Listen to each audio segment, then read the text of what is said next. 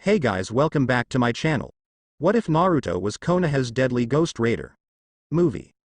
It said that the elemental continent was built on legends, and that legends are a way of understanding things greater than ourselves. Forces that shape our lives. Events that defy explanation. Individuals whose lives soar to the heavens, or fall to earth. These are how legends are born. Minato fell to one knee atop the head of Gamobuta. He had lashed out with everything he had against the legendary nine-tailed demon fox, but the beast refused to go down. But the youngest Hokage in history would be damned if he was going to let this monster destroy the land he had sworn to protect. If you've got any ideas, Gama, I'm open to them. Minato said, panting. Gamobuta? He looked down and saw that the boss toad was completely frozen. Looking around, everything was frozen. Minato Nakamazi, said a voice behind the fourth Hokage. I would like to make a proposition, and maybe even a favor. Minato spun around to come face to face with an old man with licked back white hair wearing a purple suit and coat holding a cane with a glass skull on top. And who are you? Minato demanded, his grip on his kuni tightening. I am called Mephistopheles, the man said. I'm what you might call a devil. And that crimson monstrosity that is about to destroy your precious village is my oldest son. The nine-tailed fox is your son? Minato asked skeptically. All of the tailed beasts are my children. Mephistopheles said and shook his head. You try and do right by them and raise them well, but Kyuubi was always stubborn, even as a kid. He shook his head and sighed. You mentioned a deal? Minato said. Right to business, I like that. Mephistopheles said. Well, here is the thing, Minato, if I may call you that. Minato nodded. At this moment, your son, Naruto, has been born. And I've seen the kid Minato, and I could swear by him that he looks just like you. Despite everything that was going and who he was talking to, Minato couldn't help but smile with pride. However, I'm sorry to say that because of my son, he will not survive the night. His mother is already on her way to the next life. Kushina, Minato gasped. However, I can save her. Mephistopheles said. However, because of the cosmic order that myself and my opposite agreed on at the beginning of creation, such a feat would require a tribute. A life for a life, Minato said. Then I would gladly give my own for hers. True love, the devil said in a voice that was a mixture of admiration and disgust. Now, I also mentioned a favor. That you did. Minato said and stood waiting. Well, the thing is, my son had gotten a bit too full of himself, so I would like to seal him within a human, teach him some humility. Mephistopheles said. However, to do such a feat would require a newborn child, and since the only one at the time is Naruto, he trailed off and let the request hang. You wish to seal your son within mine? Minato said. Yes, I would. Mephistopheles said. He would have many of my son's strength, rapid healing that would make him nearly immortal, virtually limitless chakra, but also, he would become a rider, a bounty hunter who would punish the wicked and send those who escaped from hell back to it. I see, Minato said. He held his chin, deep in thought. On the one hand, his son would end up working for this devil one day, quite possible damning his own soul to hell. On the other hand, if didn't accept the deal, the nine-tailed fox would destroy his village, his family, and all that he held precious.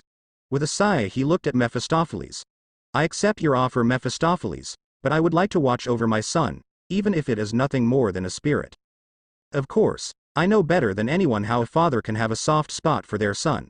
Mephistopheles said. We have a deal, Lord Hokage. That we do, Mephistopheles. Minato said, raising his hand. Call me Mephisto. The devil said, raising his hand and shaking Minato's. My friend. As they shook, Minato felt all life leave his body and he collapsed on Gamabuta's head. Mephisto watched as Minato's spirit rose from his body. Now for my end of the deal, and don't worry. Your lover made a full recovery as soon as your spirit left your body. He turned to the fox and waved his hand. Father, the fox stuttered as he gazed at the devil. You've become too arrogant for your own good, Kyuubi. Mephistopheles said, staring into his son's eyes. With the Hokage's assistance, you will be taught humility as you are sealed within his own son. What? The nine-tailed demon roared. Father, you cannot do this. Silence. Mephisto snapped, slamming his cane onto Gamabuta's head. You are in no position to tell me what I can and cannot do. He raised his hand and, as the Kyuubi roared in rage and protest, he was slowly turned into a ball of red energy. Come, my friend. Mephisto said, turning to Minato. Let us go and see your son. In a flash, the two of them were in front of Kushina Uzumaki, who was holding the crying form of her son Naruto. Kushina, Minato said, reaching out and stroking her chin. The woman gasped and jumped as if she could feel his touch but not see him. I am sorry, Minato, but she can only just barely sense you, she cannot see us, Mephisto said. Minato sighed and looked at his son. He did indeed look like his father, right down to the spiky blonde hair. Let me do it, Mephisto, Minato said. Let me be the one to give my son this power and curse. Mephisto nodded and handed Kyuubi over to him. Minato lowered the orb of energy and slowly pushed it into his son's stomach. Forgive me, Naruto, for doing this to you, and for leaving you without a father. As the sphere slid deeper into Naruto's body, 3 whisker-like marks appeared on both sides of the boy's face.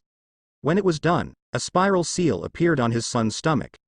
Kushina gasped at what had happened to her son, but, as if some unseen force, like a devil, was whispering in her ear, she knew that her son was now the container of the demon fox that had been attacking the village. Fr. Hizen Sarutobi, the third Hokage, sat down in the chair of the position he had not long ago retired from. He had hoped he would never have to hold this title again. Not just because of the never-ending paperwork, but because Minato had been a dear friend to him and he had hoped that the man would live long enough that he could choose his successor, instead of having his predecessor retake the position. He sighed and he looked across his desk to Kushina Uzumaki, the lover of Minato Nakami's, as she held her son Naruto. She had just finished telling Sarutobi what she knew of her son. Word about this is going to get out, these things always do, the third said, and there is a large part of me that will want your son dead. Over my dead body, Kushina snapped, holding her son tightly. Not as long as I'm Hokage. Sarutobi agreed. I will make it a law that if anyone ever speaks of what Naruto is to anyone of his generation, they will be put to death, as will happen if they should try and kill the boy. Thank you, Sarutobi, Kunashi said, bowing to the man. Of course, Kushina, Sarutobi said, walking over to the woman and placing a hand on Naruto's head. Minato was a dear friend, just as you are, and if you need anything at all, please feel free to ask me. Kunashi smiled and nodded, as tears began to form in her eyes. I just can't believe he's gone, she said, crying softly. Sarutobi just placed a hand on her shoulders and let her cry. He knew what it was like to lose the one you loved, having lost his own wife several years ago. The best medicine for it was to just get all the crying done and out of the way in the beginning. 5 years later, Naruto stood in the street of Konoha, holding his mother's hand as the ambassador from Kumo rode through the streets. The boy wore a dark blue leather jacket and pants with black boots. Mom, if he's here, does this mean that there won't be any more fighting? Naruto asked, looking up at his mother. Not necessarily, Naruto, Kushina said, kneeling down next to her son. There will always be fighting in the world, but because of this, then maybe there will be a little less. Naruto smiled. When I become Hokage, I'm going to make it so that there's never any fighting, Naruto said with a smile. Several of the adults who were around them, or at least the ones that weren't shooting death glares at the boy and his mother, were shaking their heads and chuckling at the boy's innocence. That night, Naruto had gone out for a walk. He liked walking around at night. Most people were asleep, people that would try to hurt him when his mother wasn't around. He felt comfortable in the dark, it gave him a sense that he was being protected. Suddenly, Naruto froze in mid-step. Looking around, he saw that he was standing next to the Hyuga compound. Feeling like his insides were on fire, Naruto dropped to his knees, pain erupting throughout his entire body. Throwing his head back, he screamed in pain, but slowly, his screams seemed to change into laughter, the crazed laughter of a man possessed. His flesh slowly started to burn away along with his muscles and eyes. Before long, nothing was left of the boy but a flaming skeleton. The skeleton cracked its neck before it took off to the inside of the Hyuga compound. The ambassador of Kumo ran with a smile on his face. The Hyuga child bound and gagged under his arm. He suddenly froze when he saw something appeared out of nowhere. It looked like a flaming skeleton dressed in leather. You, guilty, the thing said in a deep, raspy voice, pointing a bony finger at the man. Unimpressed by the supposed genjutsu, the Kumo ninja pulled out a strange chain that had links made of shuriken and the ends were kuni daggers. The Kumo ninja lashed out with the chain, but the creature caught it easily. The man's eyes widened as flames seemed to flow through the chain until it burned the Kumo's arms, causing him to drop the chain. The demon, the Kumo ambassador, clearly didn't think it was a genjutsu anymore, wrapped the chain around its skeletal hand before it lunged forward and slammed its fist into the man's face, the blades tearing at it, dropping him. The skeleton wrapped the chain around the Kumo ninja's neck twice and started to pull. He screamed as he felt the burning hot steel slice into his flesh. "Stop!" split a new voice from the darkness. The creature looked with the two flaming orbs that acted as its eyes and saw that the girl the Kumo nin had tried to kidnap. "Please don't kill him," she begged the demon. The creature saw her innocence, her purity, and let the chain go slack. The Kumo nin dropped unconscious, his wounds burned shut. Many of the Hyuga adults had run out and saw the flaming skeleton, who looked back and took off, vaulting over the wall and disappearing. "Hinata, are you all right?" Hishayan asked, kneeling down next to his daughter. "Why yes father," Hinata said. She looked back to where that strange demon had disappeared from. Fr Naruto walked through the forests, still a flaming skeleton, making his way back home when he came across something, a young fox kit that had been wounded by a hunter. Naruto knelt down next to the kit and waved his hand over the creature. His flames licked the young fox's wounds and healed them. Slowly, the kit's entire body began to catch fire and grow. Before too long, the flaming skeleton of a fox with 9 tails the size of a small horse stood before Naruto. Naruto stroked the fox's fire fur before he mounted it. Rains of fire sparked into existence and slid into Naruto's hands. Giving them a crack, the rider took of leaving behind a small trail of fire. When Naruto finally reached his home, the sun had begun to rise. The instant the light hit him, Naruto dropped to the ground as the flames faded away and his skin grew back, the same thing happening to the fox. As soon as he returned to normal, Naruto collapsed onto the bed, the fox curling up on his chest. Fr Naruto opened his eyes to find himself in some kind of sewer. The water was coming halfway up his shin and the only light seemed to be coming from the red light at the end of the tunnel. Slowly, Naruto walked towards it until he found himself in front of a set of bars. Well, my jailer has finally paid me a visit," said a deep booming voice. Behind the bars, a large set of red, slit eyes and a large fanged smile looked out at Naruto. Naruto screamed and jumped back and landed, finding himself in the arms of a man who looked like an older version of himself. "Shish, it's okay my son, I won't let anything happen to you." "Dad?"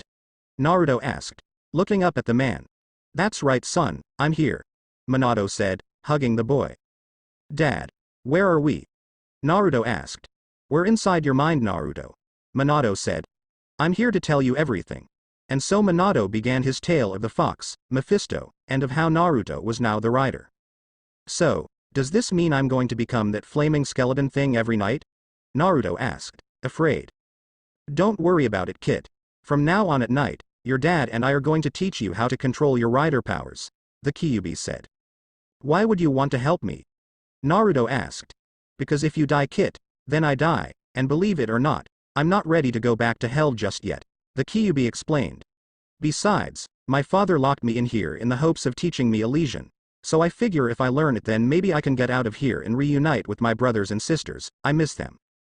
"Naruto, I'm sorry to have placed his burden on you, and if you hate me, I would not hold it against you," Minato said. "I could never hate you dad," Naruto said. "I understand why you did what you did. So I'm going to make this curse my power and use it to fight against those who spill innocent blood, being a spirit of vengeance." Minato smiled and beamed at his son. "Naruto, you have made me very proud," he said, hugging Naruto tightly.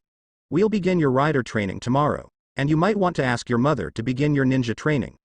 Minato placed a hand on Naruto's head and slowly, the whole world faded away.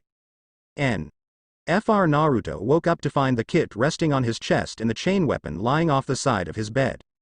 "Well, I guess if I'm going to be a rider, you must be my ride," Naruto said stroking the kit's head.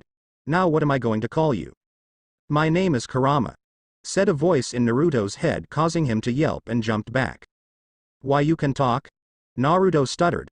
"Only with you master," Kurama said standing up and yawning. Okay, but please don't call me master. Just call me Naruto," Naruto said with a smile.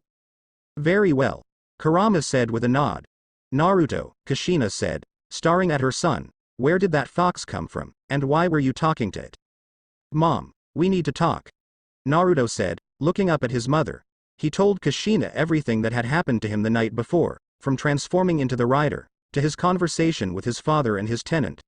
Kushina watched stunned at her son's explanation of events. So, you know everything your father did? Kushina said, looking at her son.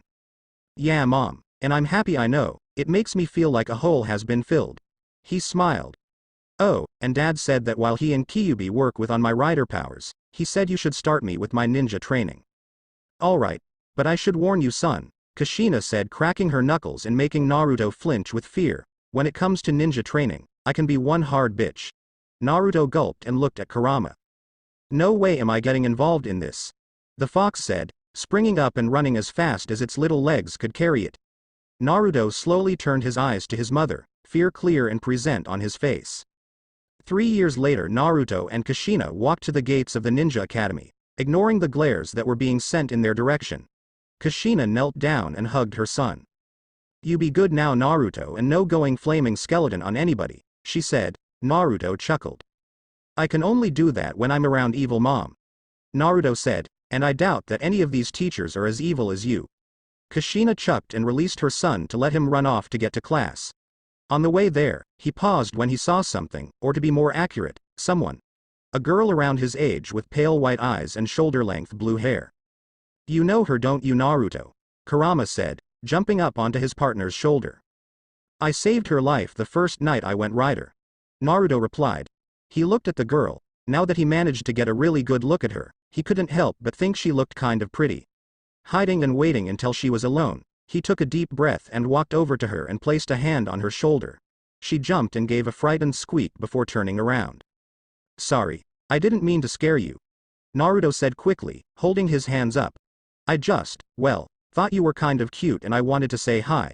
He started to blush and the girl smiled at him. It's nice to meet you, she said with a small bow. My name is Hinata Hyuga. Naruto Uzumaki. Naruto said with a smile. Kurama jumped up onto Naruto's shoulder and gave a yip. And this is Kurama. He held out his elbow, which the young fox jumped onto and looked at Hinata. She took a step back, but when the kit censored its head to one side, she lost her resolve and stepped forward to reach out and stroke its head. I like this girl, Kurama said. Naruto chuckled. You and me both, partner. Naruto replied. Come on, Hinata, we don't want to be late for class. He offered his arm, and Hinata tentatively took it. Kurama also jumped off Naruto's shoulder and onto hers. With a small giggle, Hinata and Naruto walked into the classroom. Unknown to them, however, Hinata's father had been watching them with an uncharacteristic smile on his face. That is quite a son you have there, Kushina, Hishian said, turning to the woman. Hinata hasn't been the same since her attack those years ago, but your boy broke through the shell she made for herself in a second. Naruto has that power, the power to bring out a person who's been locked away, Kushina said, standing next to the Hyuga Lord. I pity those who are too stupid to see that he is a boy and not the demon that is sealed inside him, he said. Meanwhile, Naruto and Hinata walked into the classroom and quickly found 2 open seats and sat down. Kurama jumped down and curled up on Naruto's desk. Not long after, their teacher Iruka Amino walked into the room and began the start of class. Naruto let his mind wander around and eventually it landed on his training. During Naruto's ninja training, he had learned his mother's signature technique, the Shadow Clone Jutsu. With it, his training had increased, having many of his clones working on different exercises, some on his taijutsu, some on dispelling genjutsu, some on his ninjutsu. However, throughout his training, his old jacket had been ruined, so, as a gift, Kushina had given him a new one, a black one with spikes along the shoulders along with a matching pair of gloves with spiked knuckles. He'd also found a set of weapons that worked for him, a pair of sei. He wasn't sure why, he just liked the feel of the weapons in his hands. His rider training with his father and Kyuubi had been amazing. He had learned that when he had healed Kurama with his hellfire, it had made him his ride, one that Kyuubi had found appropriate since he had a fox sealed inside him. He had also learned that he could fuse his hellfire into the chain weapon he'd gotten from that Kumo Nin and into his sei, making them hot enough to cut through just about anything, and, after some practice, learned how to recall his sei after he'd thrown them and to be able to break his chain and send the shuriken chain links and recall them when he was finished. Kyuubi said that since those weapons had been merged with his hellfire, they became a part of him body and soul. When the lecture was over and Kurama brought Naruto back to earth by jumping on his head, Naruto smacked him off while he stood up and stretched. He looked down at Hinata and smiled at her, and she smiled back. So did I miss anything? Naruto asked, yawning a little, which caused Hinata to giggle. Not much, just how things are going to go in class. Hinata said, it's lunchtime right now. Okay, so, where do you want to go for lunch? Naruto asked. I mean, if you have plans already. No, I'd be happy to have lunch with you, Naruto. Hinata said, smiling widely. Alright. Come on, I know this awesome ramen shop in town. Naruto said, taking her hand and leading her out of the school and into town. Together, they made their way to Ichiraku Ramen, the best ramen stand in town. Hey old man, Ayame, Naruto called when he walked in, ramen for two. For two? A name asked, coming from the back. Well, looks like little Naruto went and got himself a girlfriend. Naruto and Hinata both blushed when Ayame said that and glanced at each other. She's not my girlfriend, Ayame, Naruto said. We just met today. And you're already treating her to lunch. My Naruto, you sure work fast, Ayame said, teasing. Ayame, Naruto said, whining. Alright, what'll you have? Ayame asked, done teasing Naruto and Hinata. I'll have chicken flavor. Naruto grumbled. I'll have miso please, Hinata said. Alright. One chicken and one miso ramen for the happy couple. Ayame said with a smile, causing the two of them to blush. When their ramen came, they ate in an awkward silence. So, what's your family like? Naruto asked, breaking the silence. They're okay, but my father thinks I'm weak. Hinata said quietly. It's not my fault. I've just been nervous since my attack. Yeah, I heard about that, something about a flaming skeleton. Naruto said. Hinata nodded vigorously. He was amazing. He was about to kill the person who tried to kill him, but stopped when I called out. Hinata said. I'm not sure why. Maybe the request from such an innocent voice is all it takes to get a person to stop. Naruto said. Hinata blushed and smiled at him. They finished their meal, paid, and left.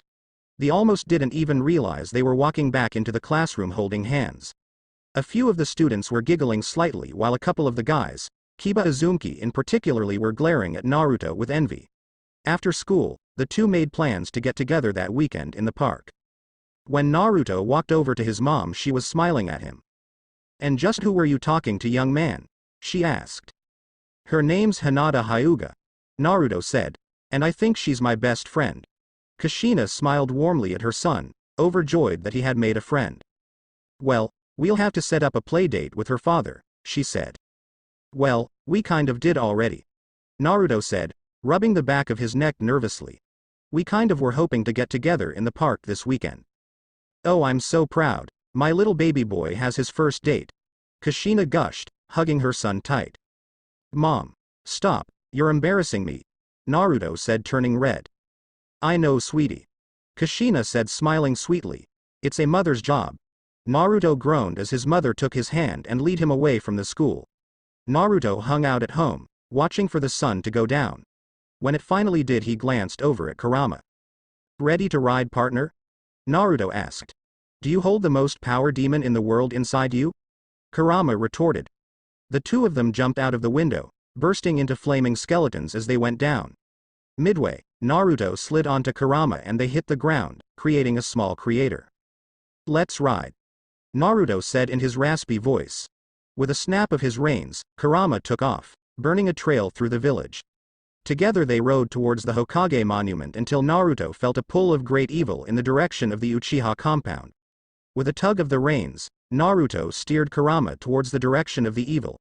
He leapt up over the wall until he found himself staring down what looked the entire male population of the Uchiha clan. So, the mysterious Fox Rider has appeared before us, said the head of the Uchiha clan. Fox Rider, I like it. Naruto muttered, with Kurama nodding as well. I have sensed great evil here, he said, addressing the clan. While you have not spilt any innocent blood, it is not too late to decide against whatever you're planning. As touching as your concern is, Rider, we have planned and all that we have done to take our rightful place as leaders of the Hidden Leaf Village. We cannot stop now, Uchiha said. Naruto sighed and shook his bony flaming skull. Then I have no choice, he said, grabbing his chain and pulling it off him before charging it with hellfire. Cracking his neck, he charged into the crowd of Uchihas, swinging the chain and cutting through them like a hot knife through butter, the whole time feeling sorrow for those he killed. Kurama was also getting into the fight, clawing, biting, and impaling several Uchiha with his tails. When he was finished, only one left standing was the youngest one, Ambu agent Itachi Uchiha. "You," Naruto rasped, pointing at Itachi, who flinched, innocent. He turned, climbed onto Kurama's back and took off, leaving Itachi to faint. 4 years later. As the sun crept into the room of one Naruto Uzumaki, he was trying to crawl deeper into the covers. "Naruto, it's time for school," Kushina called. "The party you are trying to reach is dead. Please try again later," Naruto muttered. "Alright. I'll just tell Hinata you're not up for walking to school today," Kushina said with a smirk. "Maybe Kiba will go with her." She then stepped back and waited for her words to take effect. Naruto became a whirlwind, gathering up his cloths, said, and Fox before shooting out the door only to find Hinata not there. "Have I ever told you you're more evil than the fox?" Naruto asked his mother. "Yes, and I'm sure your father would have agreed with you, rest his soul," Kushina said.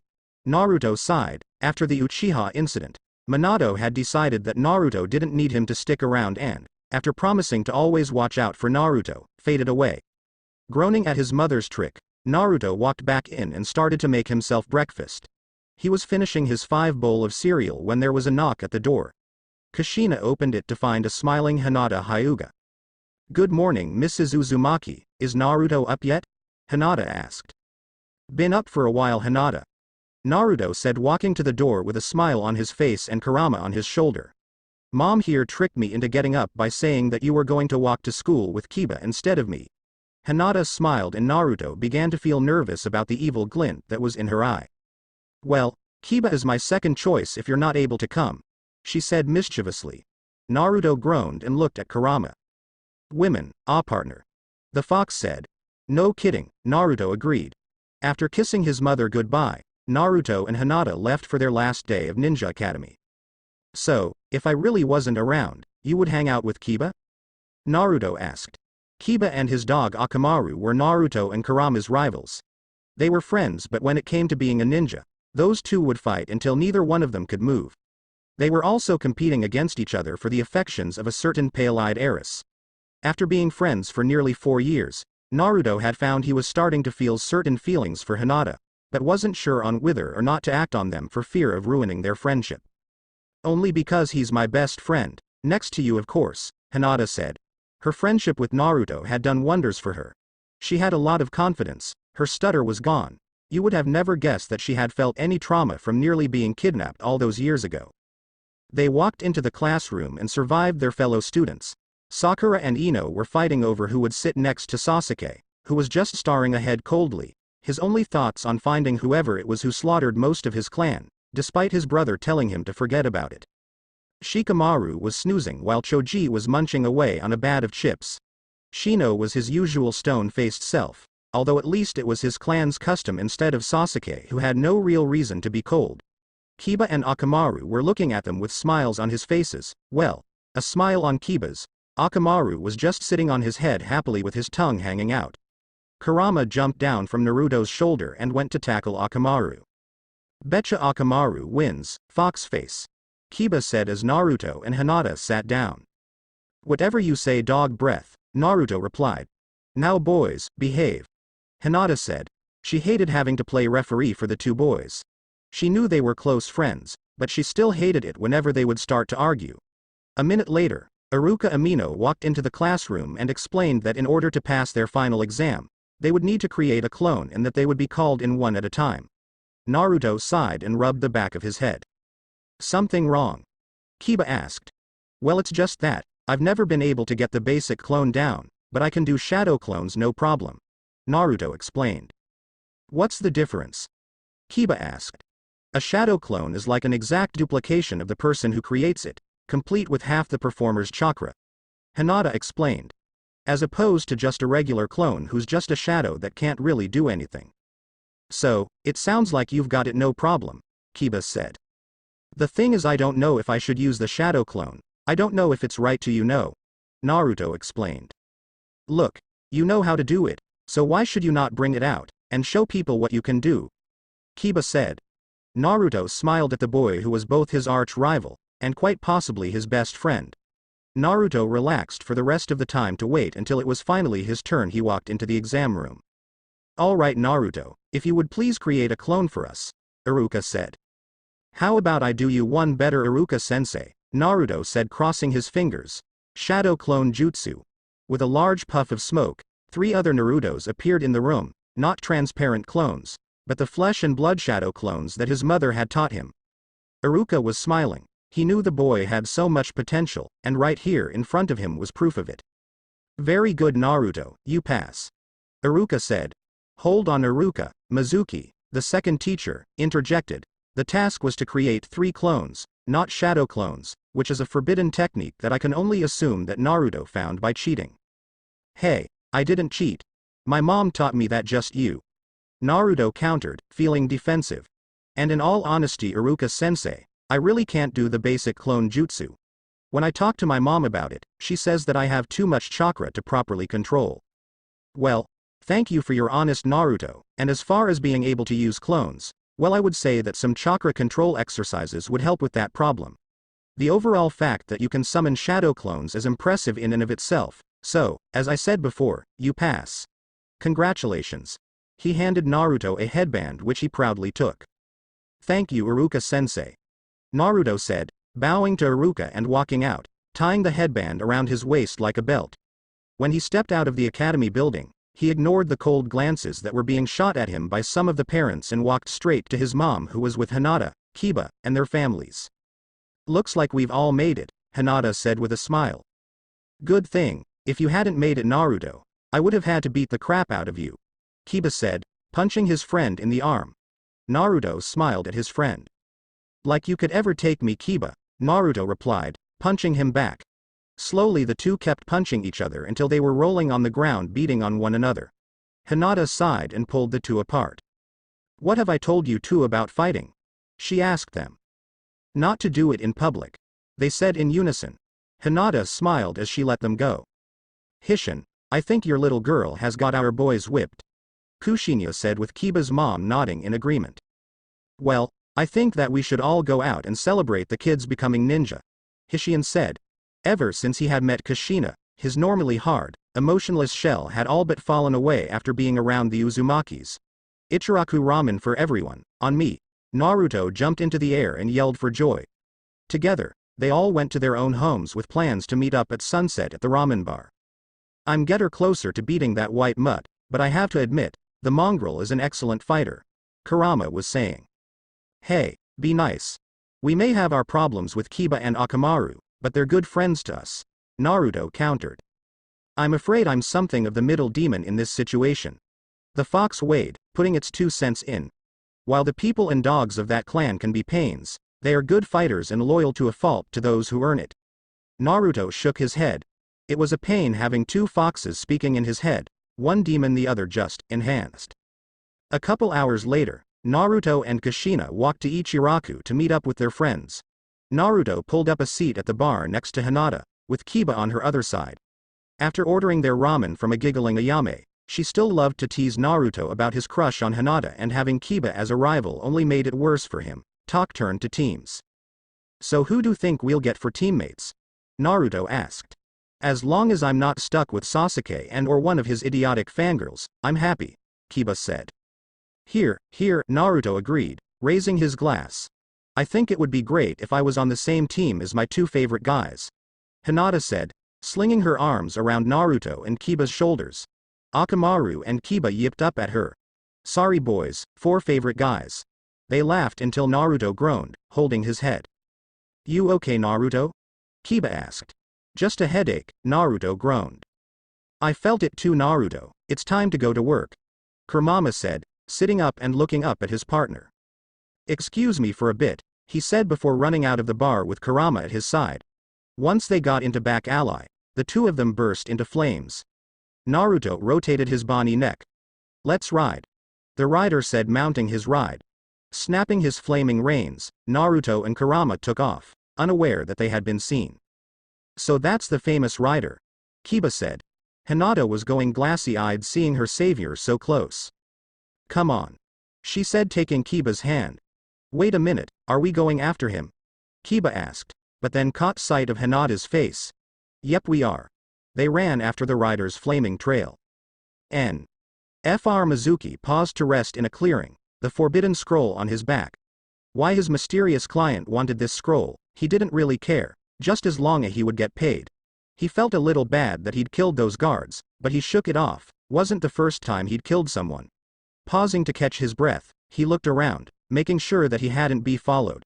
When he looked up, he saw that a giant ring of fire appeared around him. "Mizuki Rokusho," a deep raspy voice hissed out through flames, "your soul is stained by the blood of the innocent." Mizuki's eyes widened, as a flaming skeleton wearing leather was glaring at him and pointing at him. Panicking, he threw a giant shuriken at the skeleton, who lashed out with a red-hot chain of shuriken with a kuni tip. He wrapped it around the shuriken and threw it back at Mizuki, who was only just able to dodge the whirling blade of death.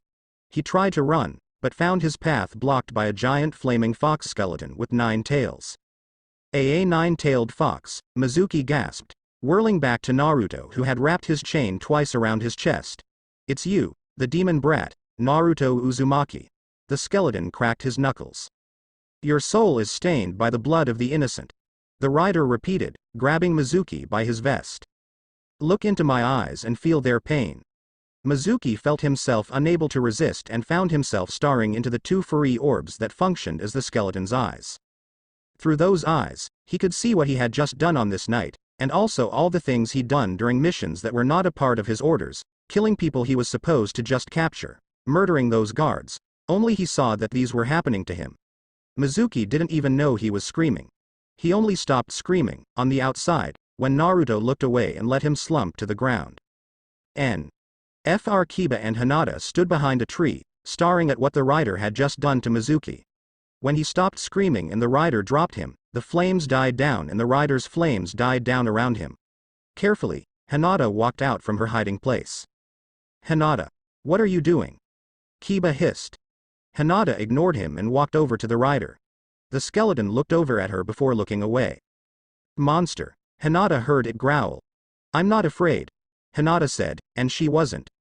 This was the same creature that had saved her life from a fate probably worse than death. She reached up to touch the rider's bony cheek. As her fingers grew closer, the flames died away and skin grew back. Skin with whisker marks on its cheeks, slowly followed by blonde hair, and then sparkling blue eyes. "And Naruto?" "I see it, but I don't believe it," Kiba said as he and Akamaru came into the clearing.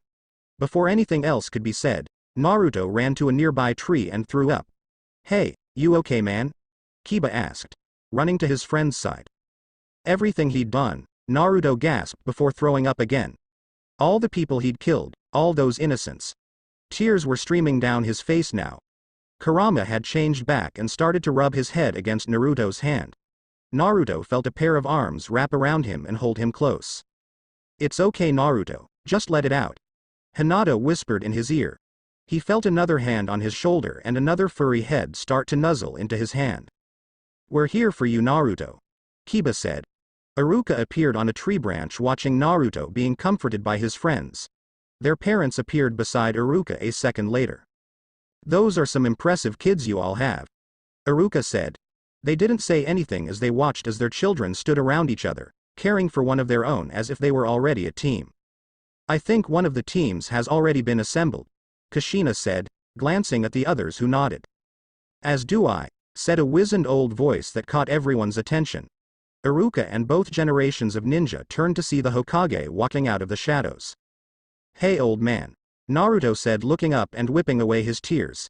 Kiba and Hinata looked at him in shock at addressing the Hokage like that.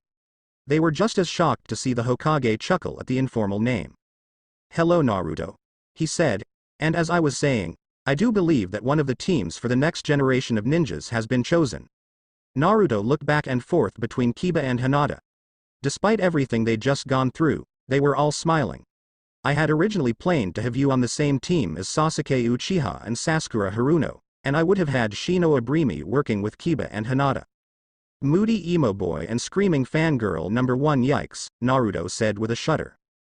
"Damn, I feel sorry for Shino," Kiba agreed. Hinata giggled at her two friends and smiled at her new teammates. Fr Naruto woke up a week later and stretched. He'd met with the Hokage's grandson Konohamaru. Good kid but a little hyper and too eager to prove himself. Naruto had helped set the kid straight with Hinata's help. Getting a quick shower and some breakfast, Naruto walked out with Kurama on his shoulder. Hinata was standing outside smiling at Naruto while Kiba stood by her side with Akamaru sitting on his head. "You ready, team?" Naruto asked. "We've been waiting on you, Foxface," Kiba said, grinning. "Screw you, dog breath," Naruto shot back. "Boys," Hinata said threateningly. They both looked at her before glancing at their partners, who looked back at their partners before shaking their heads, clearly stating, "Don't look at us." "Come on guys. Let's get going," Naruto said. "We're not really an official team until Iruka calls it out." They arrived at the classroom and took their seats, waiting for Iruka to come in. "All right everyone," Iruka said when he came in. "Here are the teams that you will all be in for the next phase of your ninja carriers." As he began going through the list, Naruto, Hinata, and Kiba were quietly discussing the teams that were formed. Team 7, Sasuke Uchiha, Sakura Harino, and Shino Aburame, Iruka called out, soon followed by an eardrum-shattering scream from Sakura. "Geez, poor Shino," Kiba said. "What, you say something, Kiba?" Naruto asked, digging a finger in his ear. "I think I've gone deaf." "No kidding. Could you imagine if both Ino and Sakura had been on Sasuke's team?" Hinata asked, causing all three of them to shiver. Team 8, Kiba Inuzuka, Naruto Uzumaki, and Hinata Hyuga. He shot a small smile in the trio's direction as they just smiled with joy. With last year's Team 9 still in circulation, that only leaves Team 10, Shikamaru Nara, Choji Akimichi, and Ino Yamanaka. And with that, I would like to wish you all good luck in the future. As Iruka left, Naruto slid his hands behind his head and put his feet up on the table. "Nothing left to do now but wait for our sensei to get here," he said, smiling at Kiba and Hinata. "Hopefully we'll get someone cool who can teach us a bunch of kick-ass moves," Kiba said. "I just hope he treats us right," Naruto said, glancing at Hinata. He had no problem with how people treated him these days, but people still saw Hinata as weak because she would tend to flinch every now and then during a sparring match. Naruto and Kiba had tried to help her, but there was only so much that they could do to help. "Well, we've got till lunch before the senseis show up. Who's hungry?" Hinata asked, producing a small lunch for the three of them.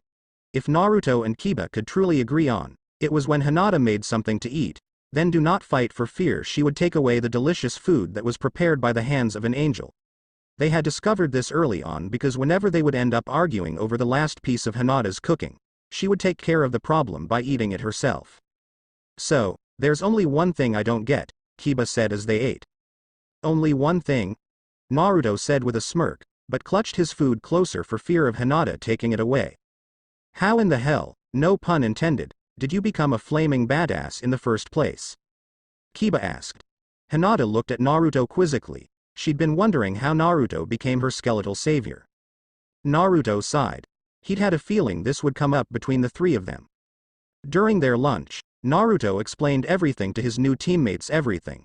His father being the fourth Hokage, his deal with Mephisto, and having the nine-tailed fox sealed inside of him. He'd been a little worried through the whole thing, nervous about their reactions. When he finally finished, he looked back and forth between Kiba's expressions of awe while Hinata, well, her expression was ranging from shock to awe to sorrow. "So, that's why everyone in the village hates you," Kiba said. "Because they think that you're the fox." "Pretty much," Naruto sighed, "and I have to admit, I'm pretty surprised I haven't gone rider on over half this village." "The half that wants you dead?" Hinata asked. "No, the half that have tried to kill me over the past 12 years or so," Naruto said simply.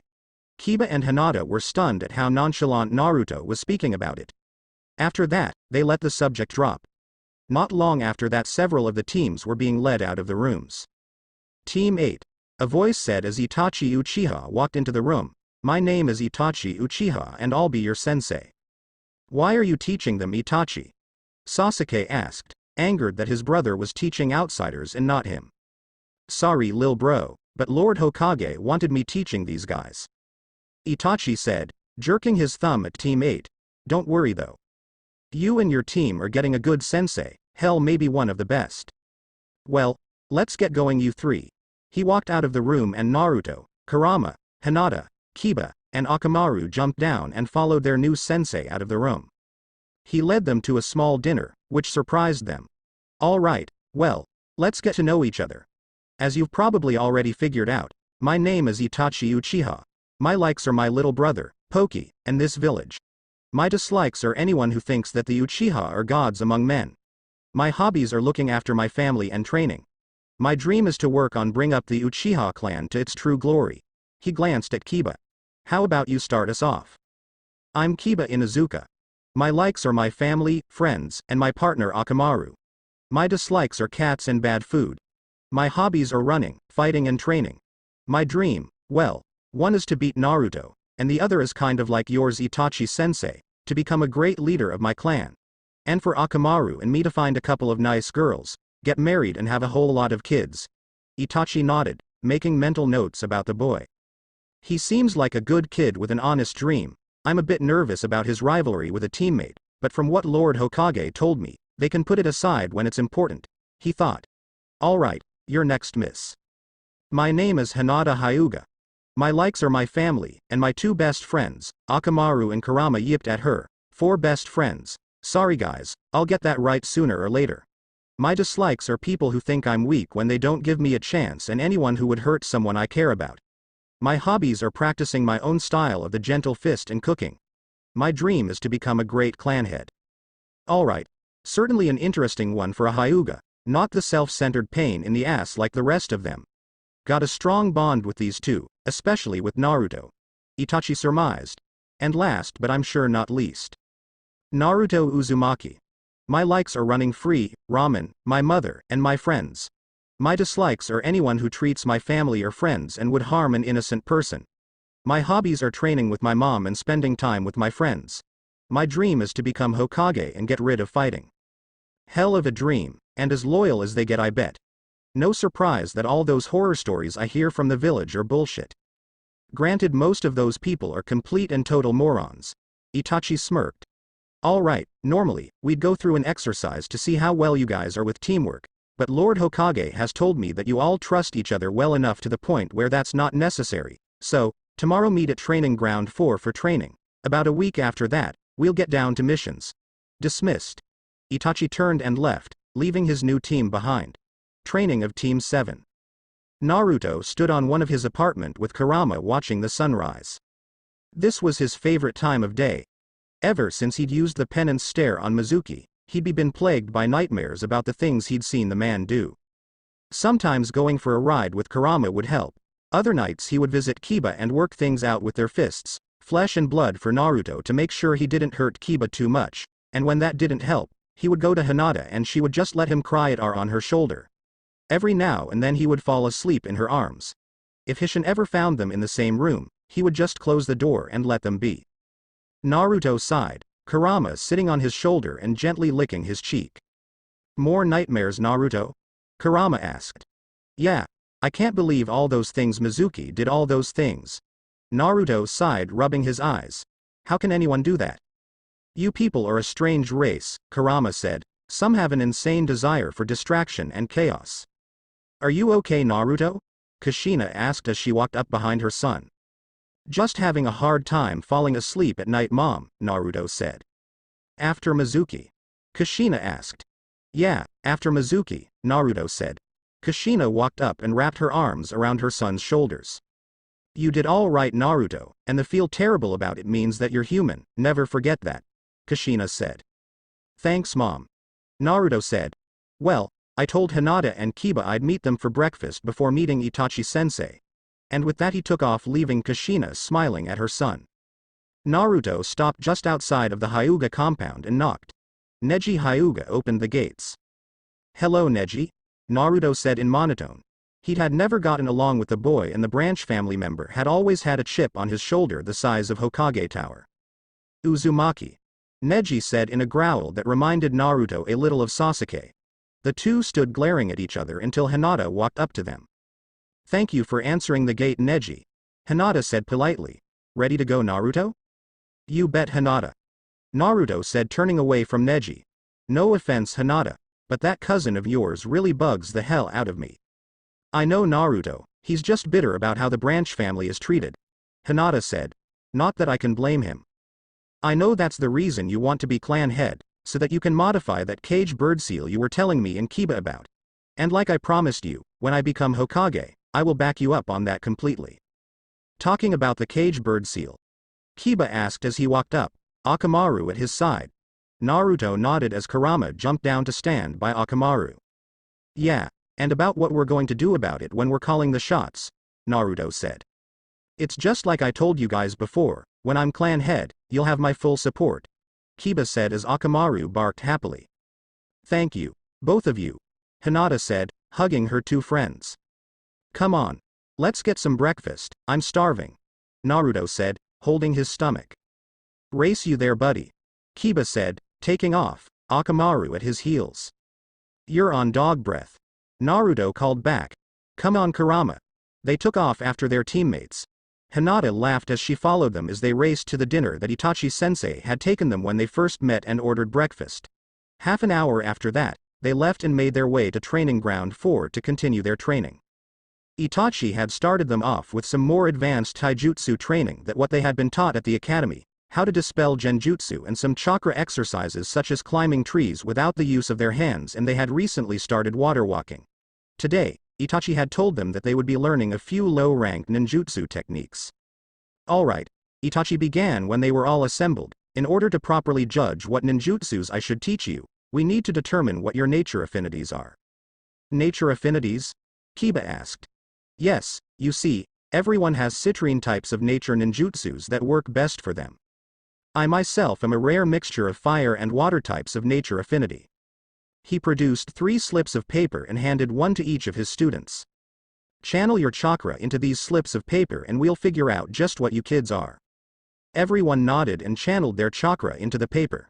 Both Naruto and Hinata's split in two, but one of Naruto's halves ignited and turned to ash while one of Hinata's halves crumpled up.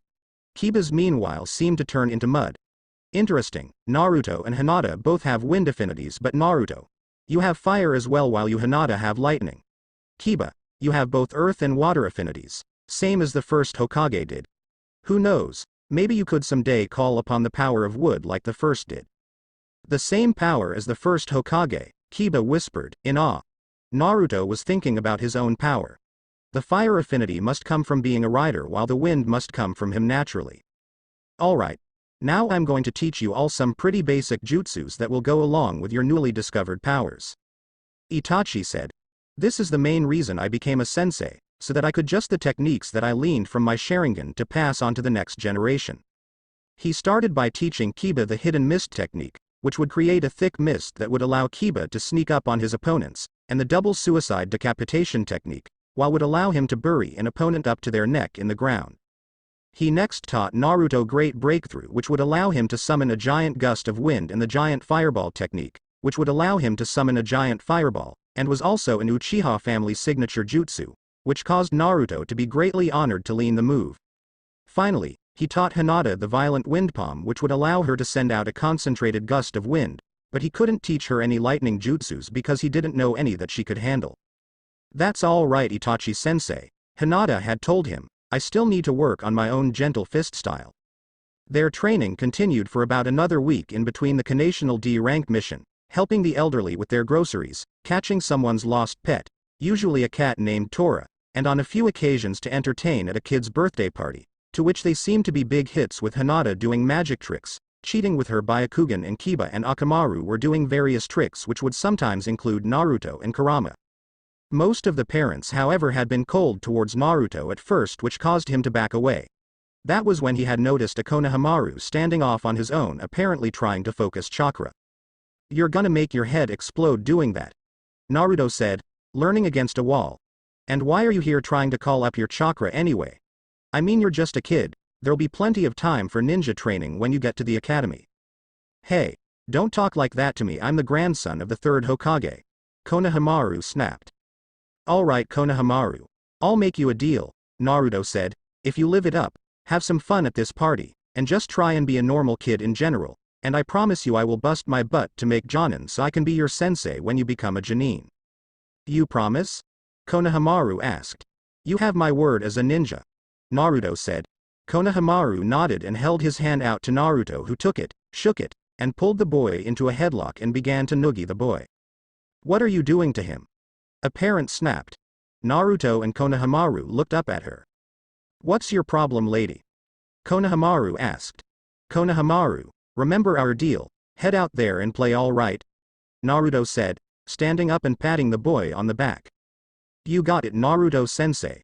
Konohamaru said, running back into the group of kids. Naruto meanwhile stood up and looked at the woman. You know, it's funny, Naruto said, looking up at the woman. The fourth wanted me to be seen as a hero, you know. Since I was pretty much the human sacrifice so that that damn demon fox would destroy this village, but all you bastards see is the censoring monster I've got inside of me. No offense, fox. None taken, kid. The fox said. It was wanting to lash and destroy this bitch of a villager and many of the other ones that had wronged Naruto over the years.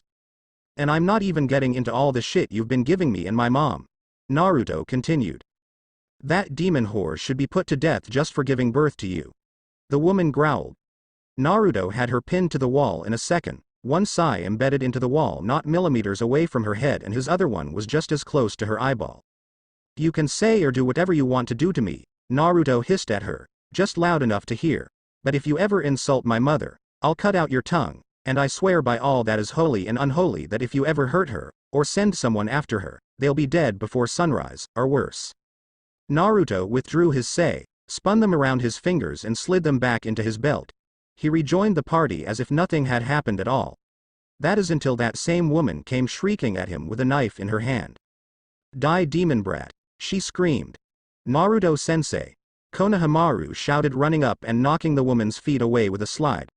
While she was in mid-air, Hinata shot forward and struck her arms, making them useless while Kiba jumped up and kicked her in the face, knocking her out. You all right, Naruto-sensei? Yeah, I'm fine. Naruto said, rubbing the boy's head. But you know you don't have to call me sensei yet, right? Yeah, what's that about? Kiba asked with Akamaru yipping. Look, I just told the kid that if he would be a kid for a while, I'd bust my butt to be his Jonin sensei when he reached Genin. Naruto said with a shrug. Aw, that's sweet, Naruto. Hinata said. Yeah, but keep it down, Hinata. I do have a rep I got to keep. He replied with a smile. Naruto, Kurama said. Naruto turned to his partner who was looking at a group of parents that were glaring daggers at Naruto. You all want to kill me, don't you? Naruto stated in deadpan. Many of them glared at Naruto, but stopped when they saw Konohamaru standing in front of them ready to fight. If you want my sensei, you'll have to go through me, Konohamaru said. Naruto smiled as he placed a hand on his future student's shoulder. Thank you, Konohamaru, but this is my battle, I'll have to fight it, he said before stepping in front of Konohamaru. Then if you allow me to follow your example in protecting students, Naruto, Itachi said, standing in front of Naruto. You defend that demon? Someone demanded. I defend my student, Itachi said. And we protect our teammate, Kiba said, cracking his knuckles with Akamaru growling by his partner's side. We protect our friend. Hinata added her Byakugan active. The air was tense as the two sides squared off. Then, the kids started to walk forward and stand side by side with Konohamaru. The adults were all stunned to see their children siding against them and with the demon. You can go ahead and get out of here, Naruto-sensei. We'll take care of things here, Konohamaru said. You sure, Konohamaru? Naruto asked. The boy looked back at Naruto with a smile on his face. Yeah, trust me, sensei. The grandson of the third said. Naruto nodded and glanced at his teammates and sensei before they jumped away. You sure they'll be okay, Naruto? Kiba asked. Yeah, their problem is with me, or the fox to be more accurate, not those kids. Naruto said. If we're lucky, they'll just be calling for my death a bit more than usual. As if on cue, a team of Anbu appeared before the team. Naruto Uzumaki, you have been summoned to stand before the civilian and ninja councils. One of them said. Naruto sighed. Alright, Naruto said, I'll catch up with you guys tomorrow after I get those damn councils off my back again. Naruto turned to leave but was stopped when Hinata put a hand on his shoulder. You're going to need someone to watch you back there, bro, Kiba said. Akamaru jumped off of Kiba's shoulder and onto the opposite shoulder that Kurama was on. We're coming with you. Hinata said, and her tone said that there was no argument on the subject. With a nod to his sensei and to the Anbu, Team 8 shot off. When they reached the council room, several people on both councils stood up and started shouting about why the heirs to the Hyuga and Inuzuka families were standing with Naruto. My daughter is a ninja and more than capable of making her own choices, Hishin said. As is my son, Sume said, both parents trying to keep the pride out of their voices. Now, can we please get on with this ridicules, and in my opinion, unneeded meeting? Said Makoto Uchiha. I'm sure my son's team has more important things to do than deal with all of this. Very well Naruto, the Hokage said, I assume that because your teammates are here they know of your tenant. Yeah old man, they know. Naruto said. You will not address the Hokage like that. Someone on the ninja council snapped, but Naruto ignored it. Is my mom going to be here for this? Naruto asked. No, since you are a ninja now Naruto, your mother will only be here if you wish her to be. The Hokage explained. Alright. Well, like Lady Uchiha said, let's get this over with. Kiba said with a yawn. And before any of you say anything, we're here as emotional support for Naruto, so just shut up. The Hokage cleared his throat, trying to cover up a chuckle. Very well then, he said, Naruto, it appears that you have threatened someone from this village. Yeah, about that. Nice job with getting someone to see me about that. Record time, Naruto said. Here's the deal. While I admit I did threaten to rip out that lady's tongue and do worse things if they were to send someone after me and my mother, I only did it because she insulted and threatened my mom. Lies. A civilian councilman shouted. If you don't believe me, ask the Hokage's grandson, he was there when everything went down. Naruto said. Which reminds me old man. Any idea if I'll be able to make Jonin by the time Konohamaru makes Chunin? I told him I'd be his sensei when the time came. This caused a whole new uproar amongst the councils. The idea of the Hokage's grandson being the student of the demon brat was enraging.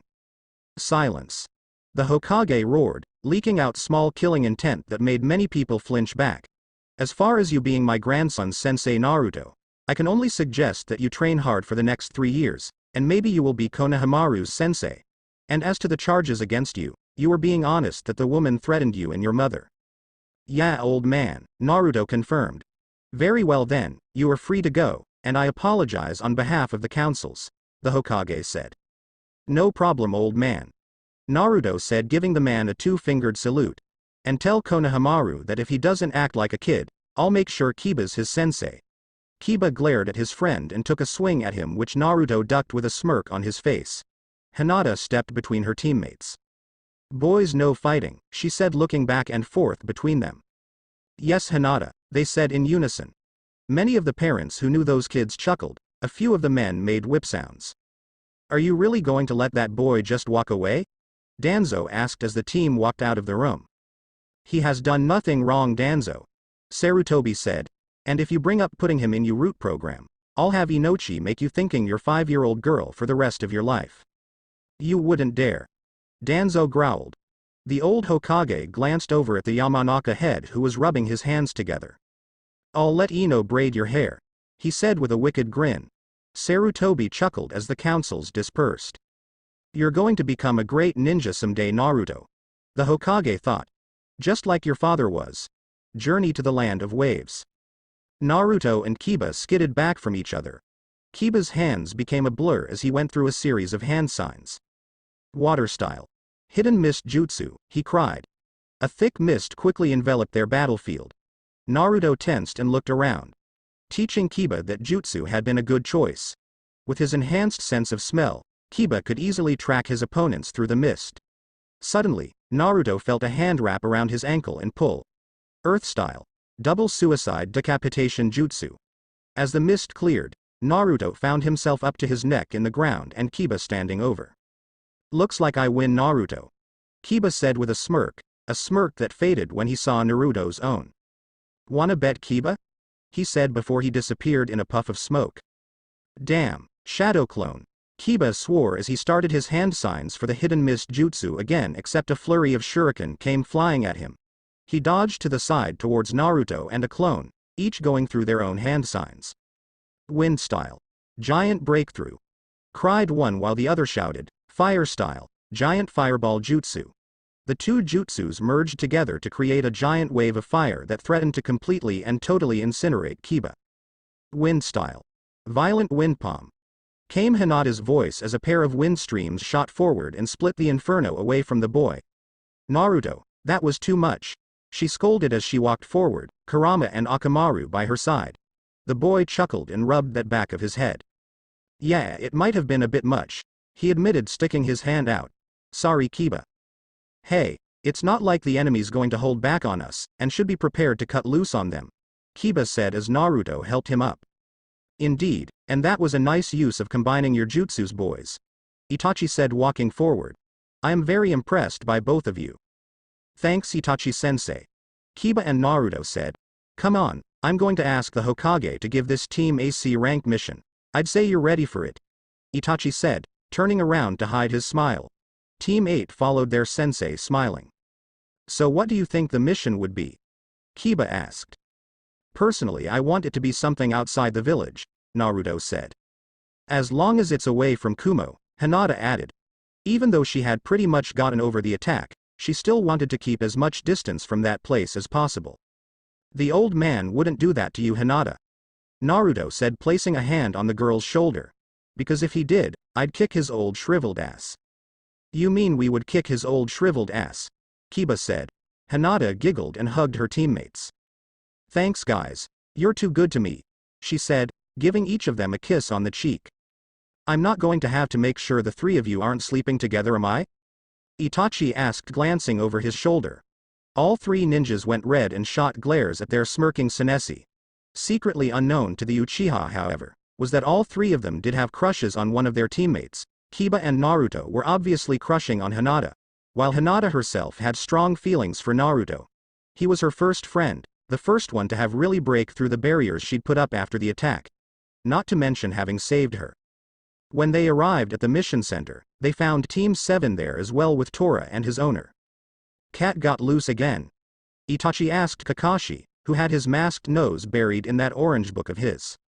Yep, your team still holds the record, by the way, Kakashi said, not looking up from his book. How've you been, Shino? Naruto asked, raising his hand to the young man who shook it. It's been well enough, Shino said, although these two have been holding things back. What did you say? Sasuke growled. Because of your greed to get more power and Sakura's obsession with you, most of our missions are more difficult and take longer than they should, Shino said logically.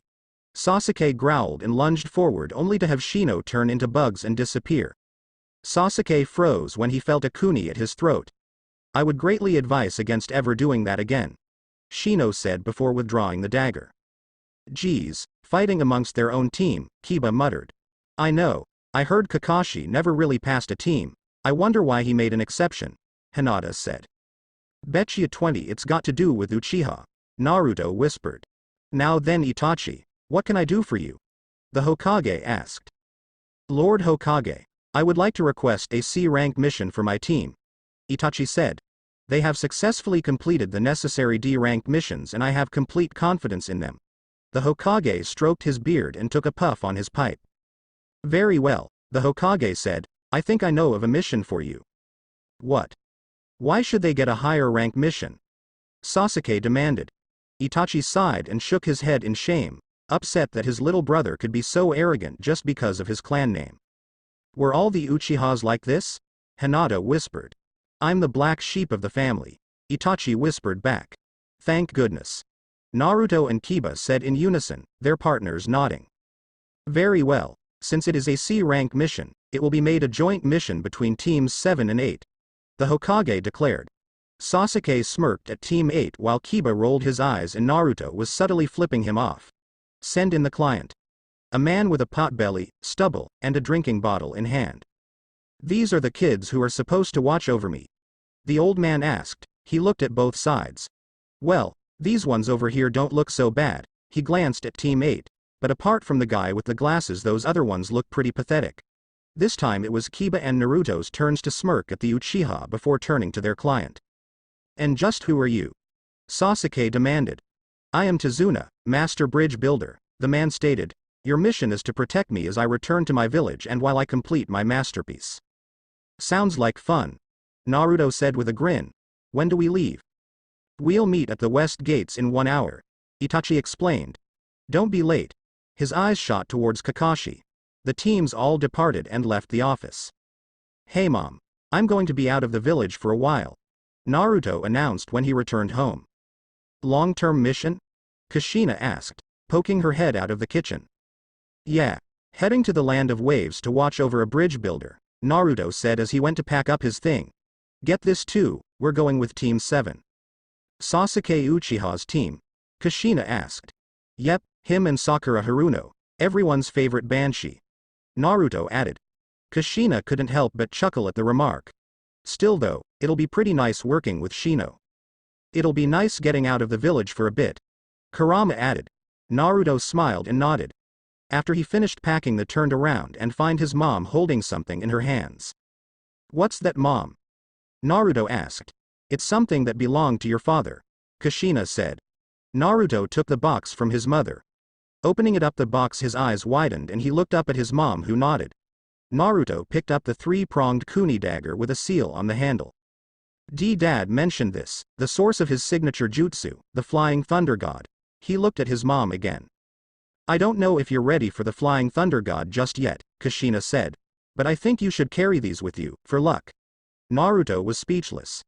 Kushina just smiled and kissed her son on the forehead. Be careful out there, Naruto, and take care of yourself and your team, Kushina said with a smile. Naruto smiled and nodded, putting the kuni in his bag. Hugging his mom, he and Kurama jumped out the window and took off. He landed at the gate at the same time as the rest of his teammates. So, you guys ready for this? Naruto asked. Oh yeah, I've been wanting to get out of this village for a while, ever since I became a Chunin, Kiba said. Yeah, I think getting out of here would be nice, Hinata agreed, tossing a couple of treats to Akamaru and Kurama, who barked happily and jumped up into the girl's arms. You certainly seem to be this squad's captain, Shino said, appearing from nowhere and making Naruto and Kiba jump. Geez Shino, give us a couple of heart attacks, why don't you? Kiba snapped. Akamaru jumped down from Hinata's arms and barked at the bug ninja. Take it easy, Kiba, Naruto said, trying to calm his nerve. A ninja needs stealth, remember. So what do you think of our mission, Shino? Hinata asked. I think that the client knows more than he's telling, Shino said. You got that feeling too, huh? Naruto said. They all waited and then their teammates and client walked towards them. Ready to go? Itachi asked when he reached his team. Born ready, Itachi-sensei, Naruto said with thumbs up and a smile. Together, they all walked out of the village. Team 7 was bunched up around Tizuna, but Team 8 was in more of a formation. Kiba and Akamaru were up front, using their senses of smell to watch out for any dangers. Hinata was in the middle. The gentle fist style she'd been perfecting was focused on defense, and her Byakugan would be useful if Kiba found anything, and Naruto was bringing up the rear, ready to attack in case the shit hit the fan. A few miles out after leaving the village, Kiba stopped and held his hand up. What is it, Mutt? Sasuke demanded. I've got 2 scents up ahead. Both of them smell like they could be upper Chunin, lower Jonin level, Kiba reported. Hinata activated her Byakugan and nodded. It looks like they're using some kind of genjutsu to disguise themselves as a puddle, Hinata said, looking back at Naruto. The boy stroked his chin and glanced at Itachi, who just smiled and gestured to Naruto. Weapons? Naruto asked. Hinata looked again. They're each wearing a claw connected by a chain, she said. What are you all talking about? Sasuke demanded. It's called a battle plan, Sasuke, Naruto said. We go out there half-censored it. It's a good way to get both our teams and our client killed. Why would they come after me? Tizuna said, starting to sweat. The only ninja they'd be interested in would be myself and Kakashi, and they'd also send stronger ninja than the ones they've apparently sent, Itachi said. Our students aren't enough to be blips on the radar. No offense. None taken, Naruto commented. Hey Sasuke, how good are you with shuriken and kuni? The Uchiha glared at him. Alright, here's the plan. The group of 9 continued moving ahead, passing a puddle that shouldn't have been there because it hadn't rained for the past week. After they passed, 2 ninja rose out of it and flew forward, wrapping their chain around Kakashi and Itachi. Now Sasuke, Naruto shouted. The youngest Uchiha wheeled around and threw a shuriken at the chain, sending it flying into a tree trunk and then pinning it in place with a kuni. Kiba Hinata, hit him hard. Naruto roared. Gentle fist style. Hinata shouted, charging forward and bombarding on of the ninjas with her chakra-charged palms. Fang over fang. Kiba declared him and Akamaru spinning around and around each other before slamming into the other ninja. The two enemies fell to the ground.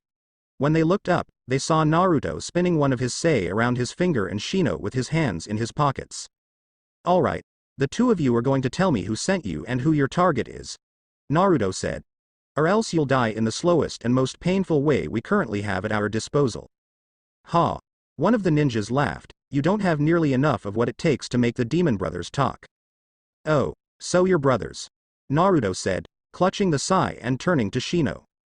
Have your bugs eat that one, he said, pointing to the brother who hadn't spoken up. Shino nodded and held his hand out to the ninja. His insects flew out in a black swarm and engulfed the ninja. The air was filled with his cries of pain as Shino's insects began to devour the man's chakra. When they were done, all that was left was a lifeless husk. Now, if you don't tell us what we want to know, I'm going to have my friend here do that to you, but much, much, more slowly. We were hired by the shipping merchant Gato to kill Tizuna so he couldn't complete his bridge. The remaining demon brother said. My brother and I worked under Momochi Zabuza, the demon of the hidden mist village. I see, Naruto said, kneeling down and placing a hand on the ninja's shoulder. Thank you for telling us this. Now I have good news and I have bad news. The bad news is, I'm going to have to kill you. So what's the good? The demon brother started, but was cut off as Naruto jabbed his sai into the back of the man's neck, killing him. I'll make it quick, Naruto whispered to the core, pulling his blade out and flicking the blood off. He stood up shakily, taking deep breaths before walking away.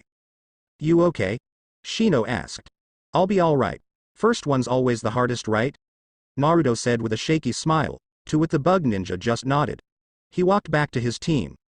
Kiba, no point in letting those nice claws go to waste. Why don't you use them? They seem your style.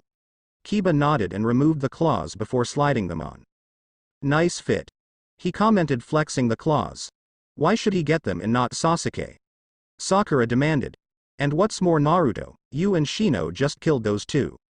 Like I said, Haruno, they're Kiba's style of weapons, Naruto said, rounding on her, his eyes blazing in anger. And grow up. When you're a ninja, death is part of the job. If you've got a queasy stomach, then find a new line of work. He turned around to lean against a nearby tree, taking deep breaths. He felt Hinata rub his back. Are you all right? She asked. Yeah, not as bad as the penance stare, but it still gets you, Naruto said. I hope an angel like you never has to experience. Hinata blushed a little and Naruto gave a nervous chuckle. I just said that out loud, didn't I? Yeah, you did, Kurama said with a chuckle. Come on you two, let's get back on the move, Itachi called as the group set off again for the land of the waves. Momochi Zabuza, round 1. So I suppose the question is, do we keep going now that this is an A-ranked mission? Kakashi said. It's no question, Naruto said, cracking his knuckles. We took on a job, and now we're following it through. Kiba and Hinata nodded. It would appear that my team isn't planning on leaving, Itachi said. What about you guys? I'm staying. We took on a job and I plan on finishing it, Shino said in his usual deadpan voice, echoing Naruto.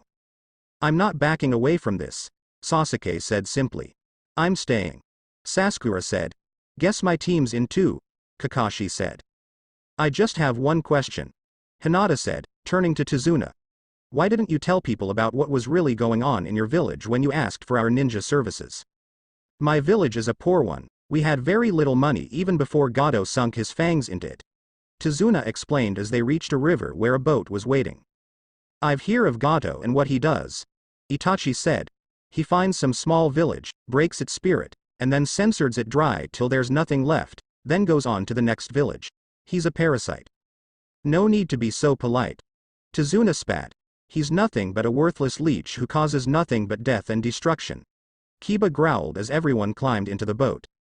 Itachi-sensei, do I have permission to tear out this bastard's insides if I see him? He asked, flexing his new claws. Normally Kiba, I would say no, but if you're lucky enough to get your hands on him, feel free, Itachi said, his Sharingan flashing before he was able to control himself. Take a number and get in line. Naruto muttered, fingering his sei. Everyone was silent as they completed the ride across the lake. Hey Hinata. Would you mind taking a look at these gauntlets? My chakra feels kind of weird. Kiba requested. Hinata nodded and looked at them with her Byakugan. It looks like they have their own chakra network and it's connecting to your own, Hinata said. They must be made out of some kind of chakra metal, Itachi surmised, one that can amplify your own. Judging by the seals around the arms, I'd say they specialize in manipulating nature-based chakra, Naruto said, glancing at the seals. Several people glanced at Naruto with raised eyebrows. What? My dad left a bunch of scrolls about sealing around before he died. I skimmed through a few of them in my spare time back home. Naruto's right, Kakashi said, glancing at the seals. With you being an earth and water type, with these gauntlets, you may be able to use techniques of both the first and second Hokages. That's gonna take a shitload of chakra, Naruto commented. Sounds like fun. Kiba said. Naruto smiled, but when he saw the look on Sasuke's face, the smile immediately disappeared. If you even think of taking those gauntlets, Sasuke, Naruto started but froze. What? The Uchiha challenged, only for Naruto to raise his hand. Hinata, Kiba, I don't think we're alone here. Hinata and Kiba nodded and engaged their tracking skills, Shino slowly following suit. I've got 2 unknown chakra signatures, Hinata said. One of them smells like he's around Jonin level while the other one, I don't know, maybe stronger, maybe close to Anbu level. I can't tell anything about the Anbu level, but the other one carries a giant sword, Shino reported. Giant sword? Kakashi asked. Itachi's head whipped around behind him as the sound of a blade spinning filled the air. Hit the deck. He shouted, pulling Tazuna to the ground while the teams ducked. The giant sword that Shino had been talking about whizzed above their heads and embedded itself into a tree. Some pretty good trackers you Konoha ninjas are, said the man who appeared from the air standing on the sword's hilt. You know this guy Kakashi? Itachi asked. Momochi Zabuza, formerly of the village hidden in the mist and one of the 7 swordsmen of the mist, the Mizukage's personal bodyguards. Kakashi explained. After the swordsmen disbanded, Zabuza left the village after trying, and failing, to kill the Mizukage. I see, Itachi said. Naruto, Hinata, Kiba, stay back and protect Tazuna. Itachi reported. Believe me, this guy's not like the others, he's way out of your league. Sasuke, Sakura, Shino, you 3 do the same. Kakashi reported, his hand reaching for his headband. Bringing it out already Kakashi. Zabuza taunted. I know all about you Kakashi, the copy ninja. I know of you as well Itachi Uchiha, prodigy of the Uchiha clan and one of the few surviving males. You're well informed. Kakashi said, raising his headband to reveal a Sharingan eye. I had the usual bingo book back in my ninja days. Zabuza said, his hands flashing through seals that Kiba in particular recognized. Hidden in the mist jutsu, he whispered. Sasuke was trembling with fear at the thought of nearly getting killed. Snap out of it Uchiha, and get your head in the game. Naruto snapped. Our senseis told us to cover Tazuna and that's what we're going to do damn it. Hinata, 12 o'clock. Sakura 2 o'clock. I'll take 4 o'clock. Kiba 6 o'clock. Sasuke 8 o'clock. Shino 10 o'clock. Let's move it people.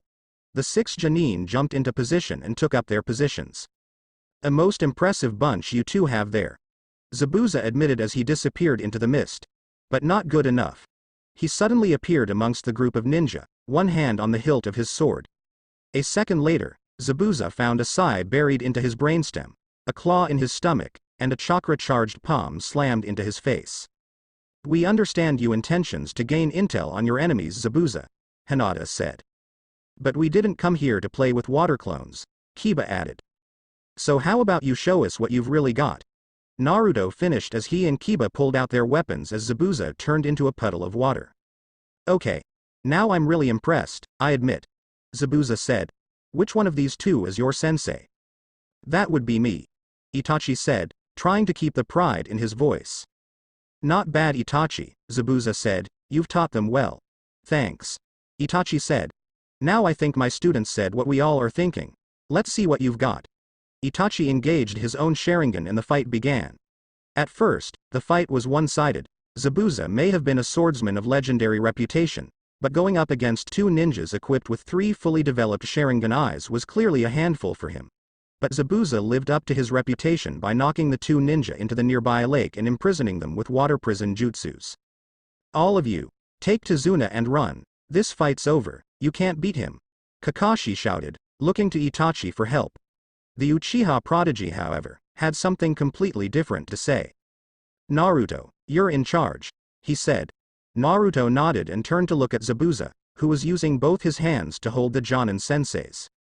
With Zabuza stuck there holding Kakashi and Itachi sensei, he can't do anything but sick water clones on us, Naruto said, rubbing his chin. And then there's his partner who's still out there. Hinata, take Sasuke and find this partner of his, between your eyes and his skill, you should be able to take him. Sakura, Shino, you two stay here and watch the old man. Hey, Tazuna snapped. Kiba, you're with me, let's give those gauntlets of yours a test run, Naruto said. What makes, Sasuke started. Didn't you hear your brother Sasuke? Naruto snapped. I'm in charge, now shut up and do your job before I take you out myself. Hinata nodded and jumped into the trees, Byakugan activated. Reluctantly Sasuke followed. Kiba, bring up some more mist. Naruto ordered as he and Kiba walked towards the lake. What for Naruto, and why are we going after Zabuza anyway? Kiba asked. Itachi-sensei said he was out of our league. Zabuza is out of our league, Naruto admitted, but not the riders. Kiba's eyes widened and nodded in understanding as he proceeded to use the jutsu. Once they were blocked from view, Naruto unleashed a seal on his arm, freeing his bladed chain as he burst into flames, Kurama at his side doing the same and sprouting extra tails. You're sure you want me watching your back in this? Kiba asked, glancing at the burning skeleton that was his best friend. Something like this, I can only think of a few others I would truly trust in a fight, the rider said. Kiba nodded and quickly went through a few hand seals, making Akamaru a beast-like clone of himself and turning himself more beast-like. When they reached the edge of the lake, all eyes widened in shock, epically Itachi's. What's this, some kind of genjutsu? Zabuza asked, trying to sound impassive. This is the face of judgment Momochi Zabuza, judgment for your sins. The rider growled. Zabuza's eye twitched as his eyes flashed to Kiba. Those are the Demon Brothers' gauntlets, I highly doubt that you've had the time to learn how to use them properly, he said. I've always been a learn-on-the-job kind of guy. Kiba growled. All of a sudden, a series of water clones rose up from the water, each brandishing their own giant sword. I thought I said that we aren't here to play with water clones. The rider growled, cracking his chain like a whip. Leave these things to us, partner, Kiba growled. You sure? Naruto asked. Kiba grinned a feral grin. Oh yeah, he said before charging head first into the mass of Zabuzas. All right then, Naruto said, climbing onto Kurama's back. Let's ride, he said, cracking the flaming reins. The 9-tailed skeleton fox took off, leaving a burning trail in its wake, even as it ran across the water. Zabuza tried to summon more water clones to stop it, but the ones that were close enough were evaporated by the heat of the hellfire, or else, slashed by the rider's burning chain. Seeing no alternative, Zabuza dispelled the jutsus and leapt back away from the rider. Itachi and Kakashi let instinct take over and used their chakra to stand atop the water. Is that you, Naruto? Itachi asked. It's a long story, Itachi-sensei, Naruto said. One for another time. He turned to look at Zabuza and pointed his bony finger at the ninja. Momochi Zabuza, your soul is stained with the blood of the innocent. No more stained than Kakashi's or your master's, Zabuza argued. Their souls are stained differently than yours, Naruto growled. While they have killed, they killed on orders and to protect those they cared about. While I sense similar staining upon your soul, you hold more darkness in you than them. Naruto lashed out with his chain. Zabuza drew his sword and batted it away. Naruto raised the weapon above his head and lashed out again, this time wrapping the flaming metal around Zabuza's sword and yanking it out of his hand. This is where it ends, Naruto said, as he began to swing the chain over his head. From nowhere, 2 needles embedded into Zabuza's neck. Indeed it is, said a voice. From the side, a new ninja appeared wearing a mask. Thank you, but if I were to let you kill him, then my mission would have failed. Fair enough, Naruto said. Do what you need to with the body and go. The ninja nodded, grabbed Zabuza's body and disappeared. Naruto, Itachi said, slowly walking towards his student. Yeah, it's me, Itachi-sensei. Naruto said, as his skin, hair, and eyes slowly grew back while the flames disappeared. Sorry I didn't tell you earlier, I wasn't sure how you'd react. What's he mean by that? Kakashi asked. It was a flaming skeleton that slaughtered my clan before they had a chance to rebel against the village. Itachi explained. And in all honesty, Naruto, you just beat me to it. Itachi-san. Kakashi's eyes widened. While my clan may have been more than willing to betray the Hidden Leaf Village, I am loyal to my home and would have done just about anything to protect it. Naruto and Kakashi nodded and walked back to where Kiba, Sakura, Shino, and Tazuna were waiting. I'm guessing you finished off Zabuza since his water clones went poof, Kiba said, crossing his arms. He's gone, but we didn't take him out, a hunter ninja did, Naruto said. Except that wasn't a hunter ninja, Hinata said, appearing with Sasuke. It was Zabuza's partner. Damn, must be a good kid. I didn't feel any desire to use the stare on him, Naruto whispered. But if that was Zabuza's partner, then why'd he kill him? Sakura asked. Hinata said, it was a girl. And when Hinata and I were fighting her, she was using these. He held up a thin, silver needle. Senbon needles, Itachi said. You hit someone in just the right place with those and they can go into a death-like trance. Enko somehow convinced me to be her practice dummy for something like that. He rubbed his neck. I still don't know what she did to me while I was apparently dead. Kakashi stared at him before turning back to the students. It will take a while for him to recover after nearly being killed like that, Itachi said. After we get to Tazuna's house, you and I will work on a training schedule. Kakashi. The cycloptic ninja nodded and took the lead with Itachi as the group continued to head towards Tazuna's home. Nice place, Naruto said when they arrived. It's kind of small, but homey. Seems like a pretty good place to raise a family. Thank you, said a young woman with long dark hair. Everyone, this is my daughter, Suami. Tazuna introduced. My grandson Inari must be up in his room. Thank you all for bringing my father home safely, please come in, Tsunami said, standing aside and letting the ninja in. I trust everything went all right. Not exactly, ma'am, we ran into a few ninja, but they were taken care of, Kiba said. Unfortunately, they might be back, Naruto added, crossing his arms and leaning against a wall. And when they come back, we'll be ready for them, Itachi said. In the meantime though, you kids go and get some rest, we'll start our training tomorrow morning. The kids nodded and Tsunami pointed them towards the rooms they'd be staying at. Sakura and Hinata were given the beds and Sasuke demanded his own because he was an Uchiha. Instead of letting Kiba kick his ass, Naruto pulled his friend back, saying he didn't want to cause Tsunami trouble. Damn, I do not know how you put up with that censoring prick Shino, Kiba grumbled. Easy, I just tune him out, Shino replied. Naruto chuckled.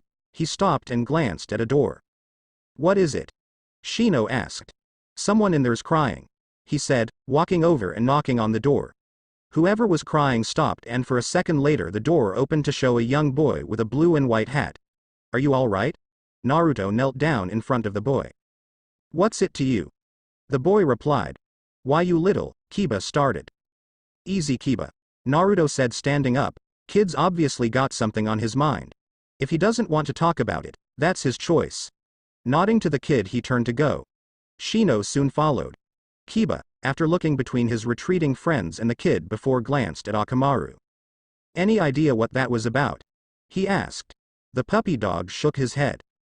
Later that night, the two teams sat around eating dinner. This is great, Miss Tsunami, Hinata said. Thank you very much, Hinata, Tsunami said with a smile. So what kind of training are we going to be looking at, Itachi-sensei? Naruto asked, lacing his fingers together. Kakashi's team is planning on working on the tree climbing exercise, Itachi began. Kiba snorted into his food trying to stifle his laughter. You guys are still on that? He asked, arching an eyebrow. What's that supposed to mean? Sasuke asked. I'm pretty sure it means you've got a shitty sensei, Naruto said, shooting a glance at Kakashi. Our team's already trying to get down our specialty ninjutsus. What's Itachi taught you? Sasuke demanded, jumping to his feet. Just some low-level ninjutsus to fit our nature types, Hinata said. I'm wind and lightning, Naruto's fire and wind, and Kiba's water and earth. Kakashi and his team were stunned that each of them were clearly much stronger than their own team. That's enough, you three. Itachi said. I'm going to be working with each of you individually to help you learn more about what you can do. Kiba, I'm going to see if you can't do any more higher ranking earth and water type techniques now that you have those gauntlets. Hinata, I think you may be able to create your own ninjutsu. Naruto. Actually, Itachi-sensei, I've got a few things I've been wanting to try on my own, if that's okay. Naruto said. Itachi looked at Naruto before nodding. Very well. Just keep me updated on your progress. I don't want to lose track of how strong you're getting. Itachi said. That was, I'll still be able to help you should you need it. Naruto nodded. Sasuke's eyes narrowed in rage at what his own brother had taught so much to outsiders of the clan. He was going to have to follow Naruto to figure out just what he was trying to do on his own and then figure out a way to awaken his own Sharingan so that he could steal it. Momochi Zabuza, Round 2. Naruto, Hinata, and Kiba stood in a clearing waiting for Itachi to explain their training. Alright, Kiba, I want you to take a look these jutsus and see what you can do, but if you feel yourself running low on chakra, take a break, we don't need you to literally work yourself to death. Itachi began, handing Kiba a scroll. Hinata, I'm going to help you out with combining your two elemental chakras into creating your own jutsu. Naruto, I actually want to talk to you in private. The genin nodded and Hinata and Kiba left the clearing to leave the two of them alone. Naruto, how did you become the creature you became? The rider, Naruto said. It's got to do the fox inside me. His father, Mephistopheles, granted me the power of the rider as compensation after my father, the fourth, made the deal. Itachi's eyes widened in shock at the end of Naruto's explanation. Your father was the fourth Hokage and made a deal with the Kyuubi's father, the devil himself? Itachi asked.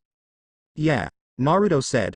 I guess as far as Dad could figure, there was no other way to save the village. Mephistopheles was the one who put Kyuubi inside me and saved my mom from dying after I was born. I see. Itachi said, still stunned by the explanation. So, what powers do you have when you're the rider? You've seen them in action yourself, Itachi-sensei, twice.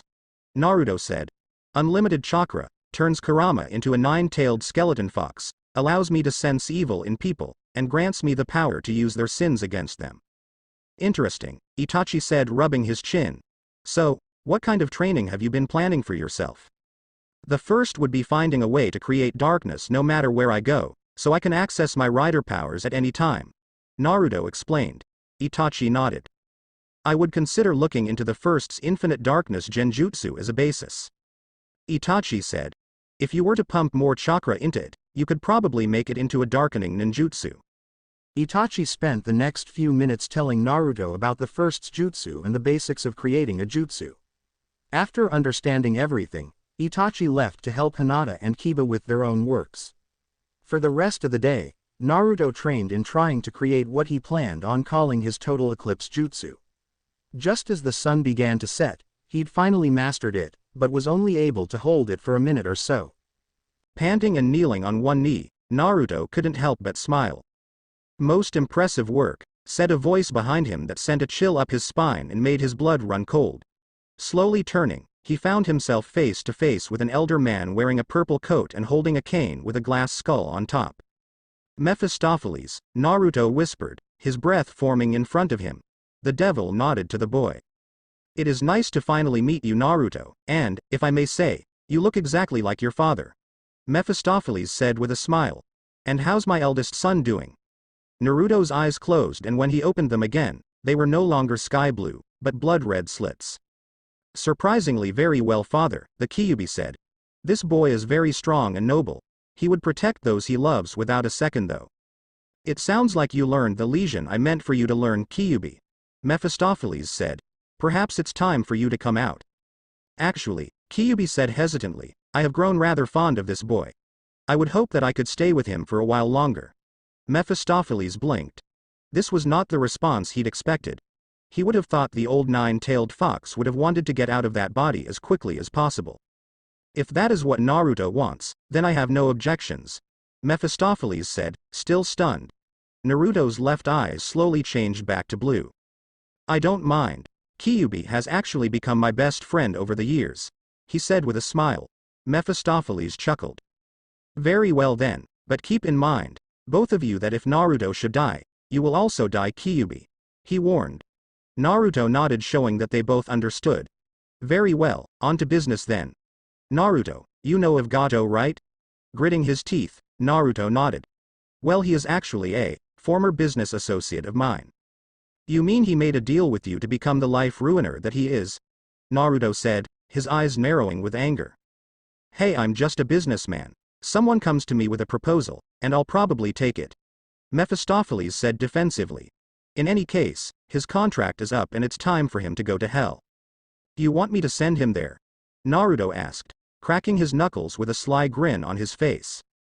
Preferably you than either of the other avatars, the ruler of hell said. Avatars? Naruto asked. Another time, for now, a gift from myself and your father, Mephistopheles said, placing a glowing hand on Naruto's head. The blonde's eyes rolled back into his head as he saw flashes of his father performing his signature move, the Flying Thunder God. When Mephistopheles pulled his hand away, Naruto dropped to no knee, panting. What was that? He asked. That was the knowledge of how to perform the Flying Thunder God. Mephistopheles explained. However, you can only perform it when you're in rider mode because you have better chakra control then. Naruto nodded before looking the king of the underworld straight in the eye. What happened to my dad after we finished our training? He asked. Mephistopheles then did something that was completely out of character for him. He gave the boy a warm smile. He became the new death. He answered. He decides who rises to heaven. Mephistopheles rolled his eyes, or falls to hell. He gave a cold grin. Naruto nodded before looking in the direction of Tizuna's house. I should probably start heading back. He turned back only to find Mephistopheles gone. Shrugging, Naruto turned around and made his way back to the house.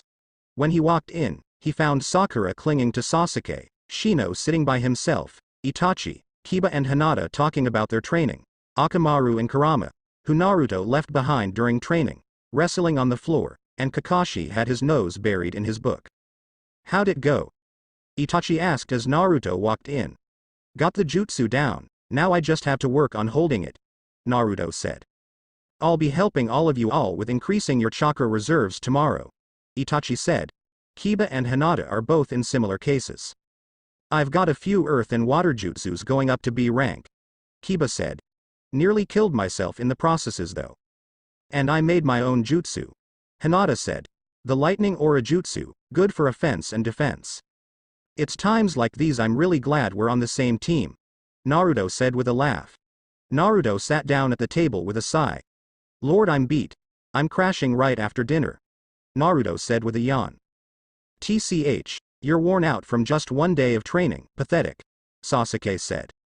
That reminds me, Shino, how'd your team's training go? Hinata asked sweetly.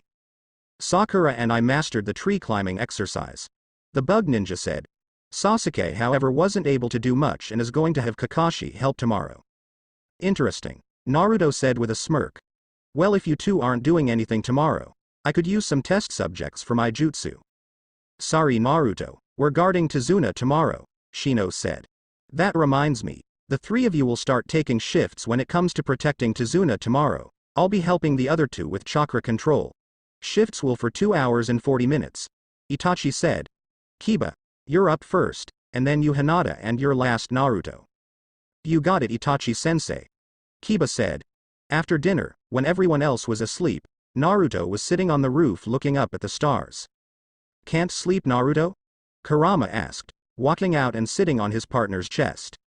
No, something Mephistopheles said when we met, something about avatars, you know anything about that? Naruto asked. Naruto, I'm a fox, Kurama said. I may have hellfire-enhanced power, but I'm still only a little smarter than the average fox. Alright, Naruto said with a chuckle, sorry for asking. Who knows what the old devil was talking about? Kurama said. So, when are you going to kill this Gato censorder? After we deal with Zabuza, one problem at a time, Naruto said. He and Kurama yawned at the same time. The avatar that father was talking about would be a representative of one of the three kingdoms, Kyubi said. Being the rider Naruto, you would represent father's kingdom, the kingdom of hell, though I'm not sure who he was talking about when he spoke of the other two avatars. I suppose Kiba could represent the kingdom of man since he possesses chakra of the earth and water and they are amplified by those gauntlets, but I am not sure who represents the kingdom of heaven. Maybe Hinata, Naruto thought out loud before turning red. The two foxes sniggered at the blonde's embarrassment. Let's just get some sleep, he muttered before closing his eyes. The next day passed uneventful for the most part. Itachi taught his students chakra control by balancing on kunis implanted in the ground. They now had many cuts on their fingers, except for Naruto who was able to heal almost instantly because of the fox. At the end of the day when Naruto and seen the condition of Tezuna's village, he had balled his fist so tightly that blood was starting to leak out. I can't believe it can be so bad, Naruto said at the dinner table that night. This guy Gato is practically begging to be killed. Later on that night the ninjas learned about Inari's surrogate father and about how he was murdered by Gato. After the story, Naruto was doing everything he could to keep his rider powers suppressed. Hinata, seeing this, reached over and placed her hand on his. When Naruto looked into her eyes, he felt his flames start to go down. Looking past Hinata, his eyes locked with Kiba's and saw the envy in his eyes and let go of her hand. I'm heading out, Kiba said. Do a little late-night training. Be careful, and don't stay out too late, Itachi said. Kiba just raised his hand as he shut the door behind him. Akamaru at his heels. Kiba and Akamaru didn't come back for 2 days. Hinata would regularly check up on them with her Byakugan to make sure they were still alive. By the third morning, Naruto jumped out of Tezuna's house, using shadow clones to scout out the area. Finally, he found Kiba and Akamaru, and they were talking to a rather pretty girl with pale, almost white skin and long black hair. Okay. I know I'm practically head over heels for Hinata, but she is cute, Naruto muttered. Hey, I'm not gonna tell her, she's not even my species and I'm attracted to her, Kurama said. What do you say we get an earful of what they're saying? Naruto grinned mischievously as he jumped down alongside his fox and stealthy behind a tree. So, the girl said, do you have a precious person? Precious person? Kiba asked. Yes, someone who you would fight to protect, and by protecting them, makes you stronger. The girl explained. Kiba was silent for a while. Yeah, I've got my mom, my sister, Akamaru here, Kiba said as the puppy barked in agreement, and there's also my sensei, he paused, and my teammates. Are your teammates important to you? The girl asked. Well, I kind of like the girl on my team, and the other guy is like a brother to me, Kiba started, but I think they might have feelings for each other and I don't know where I end up there. Naruto winced as he felt a pang of guilt. But, even if they get so wrapped up in each other that they forget about me, I'd still lay down my life for them. Well, they're lucky to have such a loyal friend. The girl said and it sounded like she stood up. Maybe our paths will cross again someday. It sounded like she was walking away. My name's Kiba by the way. Kiba called. What's yours? Haku, the girl replied before leaving. When she was gone, Naruto came around tree. You okay? He asked. Kiba jumped slightly and spun around to look at Naruto. You were spying on me? Kiba demanded. Just making sure you're alright, Naruto said. We were starting to worry about you. Really? Kiba asked with a raised eyebrow. Well, Hinata, Itachi-sensei, and I are, and I think Shino's a little worried too. You never can tell with that guy, Naruto said. Kiba actually gave a small chuckle at that. Kiba, you're like my brother too, and I guess we've both known we've got feelings for Hinata. Yeah, but she doesn't looks at me the same way she looks at you, Kiba said. I don't even know if she sees me, she might just see the rider who saved her when she was a kid, Naruto said running his fingers through his hair. But seriously though man, come back, sleeping in a bed's got to be better than sleeping out here. Kiba sighed and glanced at Akamaru. What do you think, buddy? He asked. Akamaru barked at him a few times. Yeah, that sounds good. He turned to Naruto. I'll come back, but what happened out here stays between us. Deal. Naruto said slinging his arm around his friend's shoulder. So who was the girl? Her name was Haku. She said she was out here picking some herbs for someone precious to her, Kiba said. Think you'll ever see her again? Naruto asked. Who knows, but I hope so, Kiba said. Naruto chuckled at his friend as they made their way back home. That night, after Kiba had apologized for worrying everyone so much, and gotten chewed out by Hinata, everyone was sitting down to dinner, laughing and enjoying themselves, Everyone that is except Inari. Why? He asked through gritted teeth. Why do you train so hard when Gato is just going to kill you? Like I'd ever let myself get killed by a weak bastard like that, Kiba said. He's weak, influential, but weak, Naruto said. The reason he has so many goons is because he can't fight for himself, not like you can kid. Inari, who was about to go on a rant, stopped. You've got great inner strength, kid, the strength of your father. He taught you how to be strong and why to fight. And after my team and I have taken care of Gato, the people of this village are going to be looking for a leader.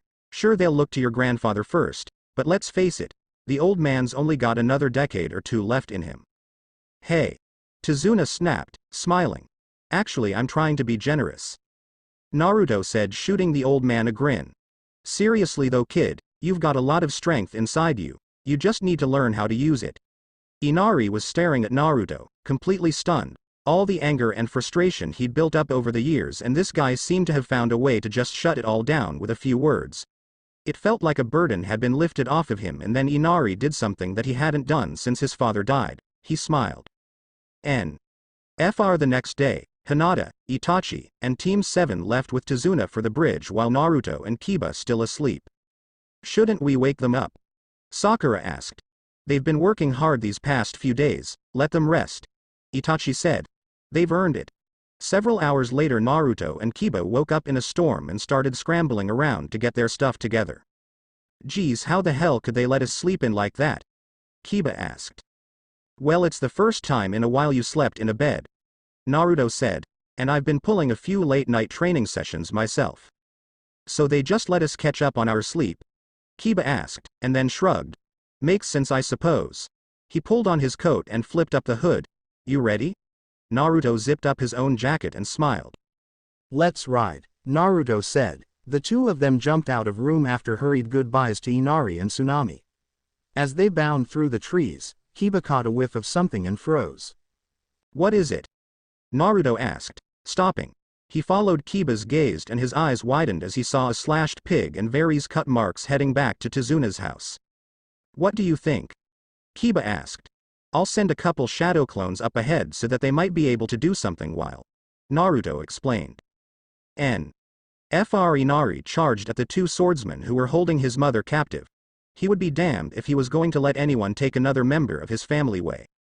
This kid's a pain, the swordsman with an eye patch grumbled.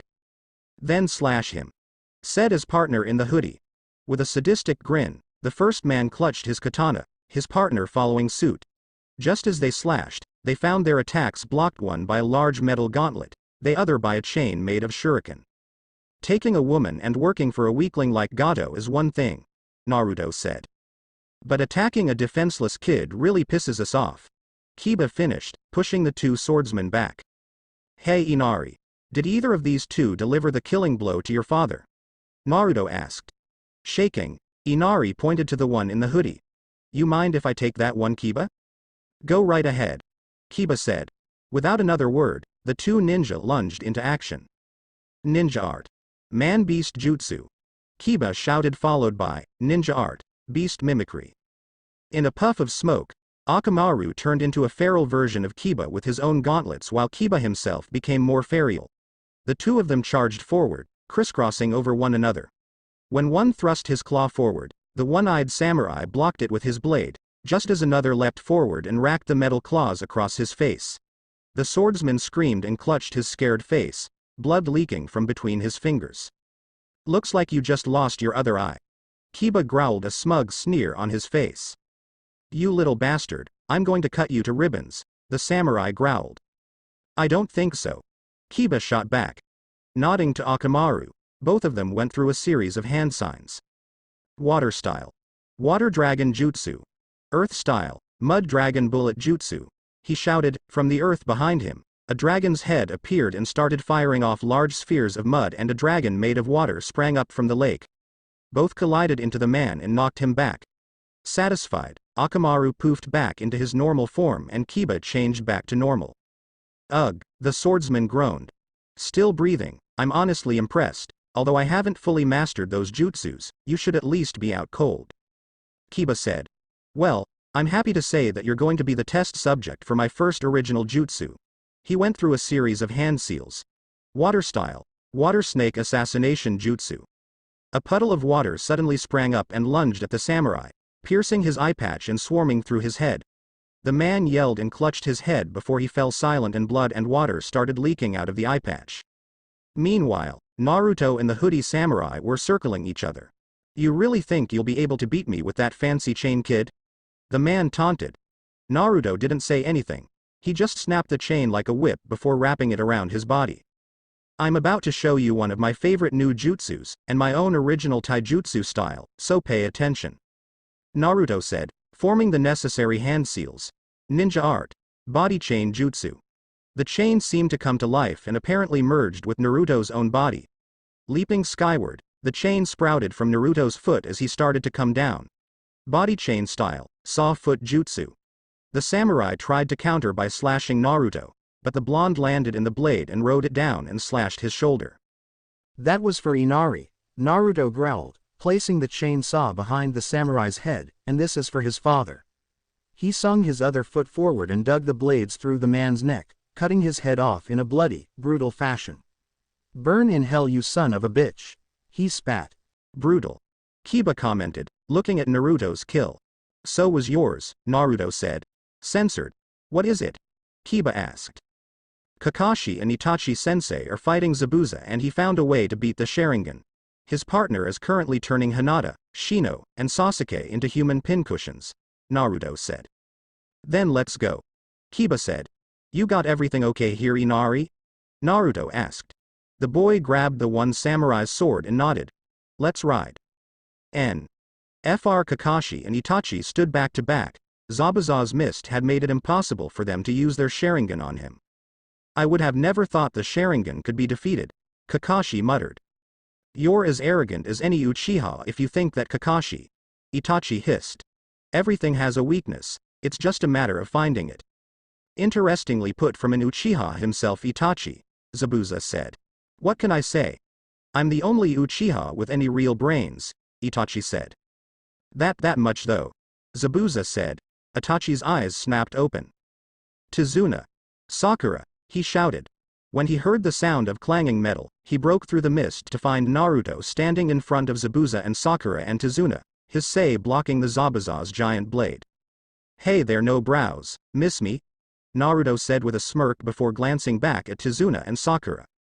You guys might want to take a few steps back. The two of them tentatively took a few steps back before the sounds of fire style, fireball jutsu, wind style, great breakthrough. From the side, a giant blast of fire came flying the wide-eyed Zabuza and the still smirking Naruto. Zabuza managed to get out of the way just as Naruto poofed into smoke. Damn, he moved. Naruto commented, walking up to them, spinning his sei on his fingers. Naruto, Itachi called, where's Kiba? Before Naruto could answer, Kiba's cry of fang over fang filled the air. He's in the ice dome, Naruto said bluntly.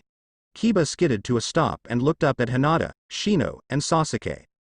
Come on guys, let's get. Kiba started but looked back to see the ice wall he crashed through reform itself. Mother censored her, he growled, spinning around to stand back to back with the others. Okay. What are we up against? She's attacking us from all angles using these mirrors, Sasuke said. I can't melt them with my fire jutsu. They're full of chakra, and that's what makes them so near indestructible, Hinata reported. I tried finding her with a female bug, but it appears that they are everywhere, Shino said. So she's pumping her chakra into the mirrors and somehow using them to be everywhere at the same time, Kiba summarized. Censored, that's one hell of a jutsu.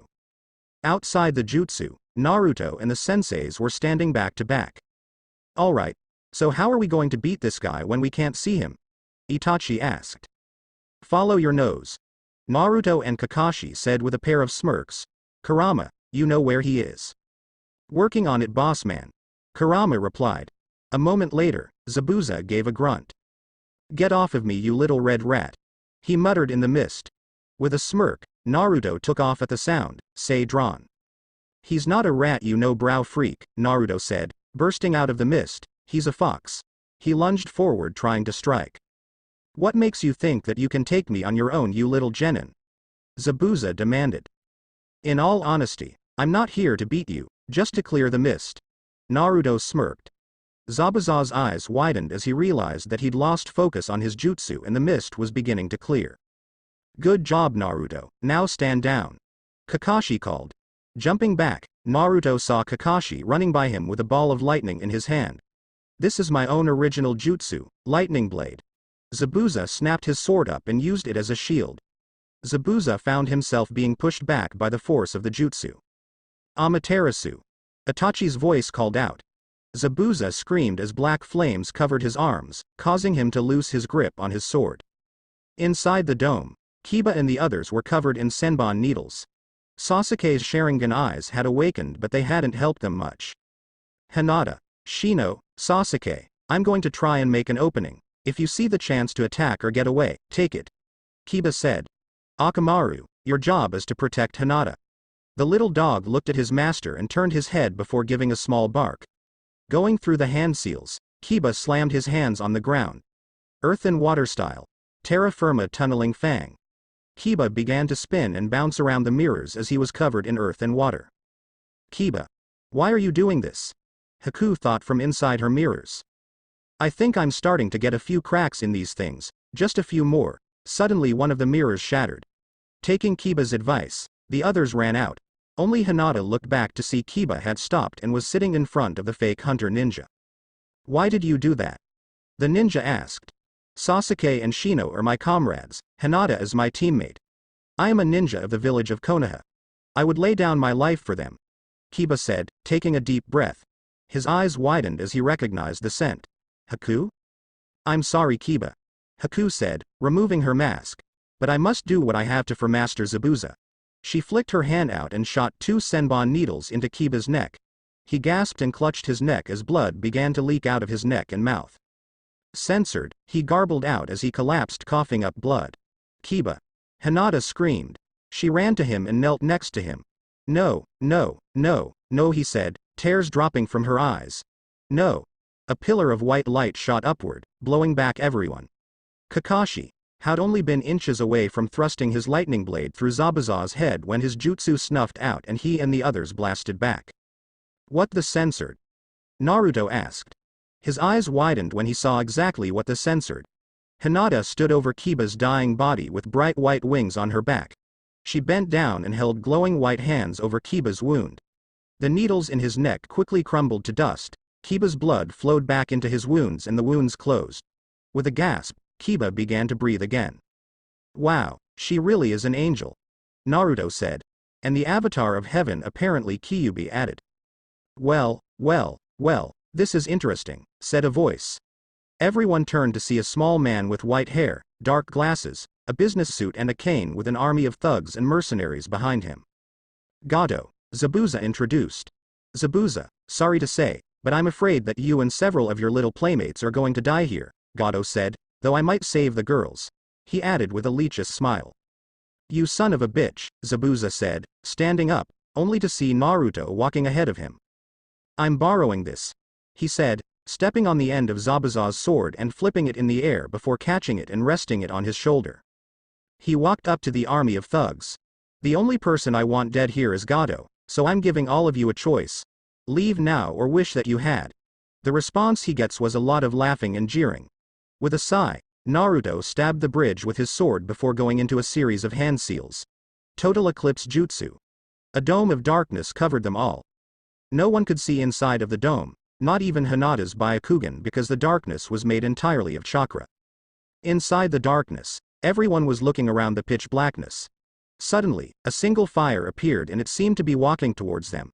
Their eyes widened in shock and fear as they saw that it was a flaming skeleton wearing the kids' cloths and carrying Zabuza's sword on his back, using a chain to hold it in place. Your souls are stained with the blood of the innocent. The creature rasped out. It leaps up and hurled down a series of 3-pronged kuni. Flying fire demon jutsu. In a blink, the creature disappeared from sight only to reappear behind the army. When Gato spun around, his eyes widened as several were cut in half and missing limbs. There was no blood because their wounds had been closed off by the creature's flames. Your turn, the rider said, lashing out with his chain and catching Gato around his broken arm. He pulled on the chain, flicking wrist so that it would wrap around Gato until he was trapped in the rider's grasp. No, please don't, I'll give you whatever you want. Gato begged. Your soul is stained with the blood of the innocent. The rider rasped. Look into my eyes and feel their pain. Gato screamed as he felt the pain of the victims whose lives he had ruined both directly and indirectly by hiring thugs to do the dirty work. When it was over, the rider flipped the chain out, spinning away Gato's burnt, slashed, and bloody body away.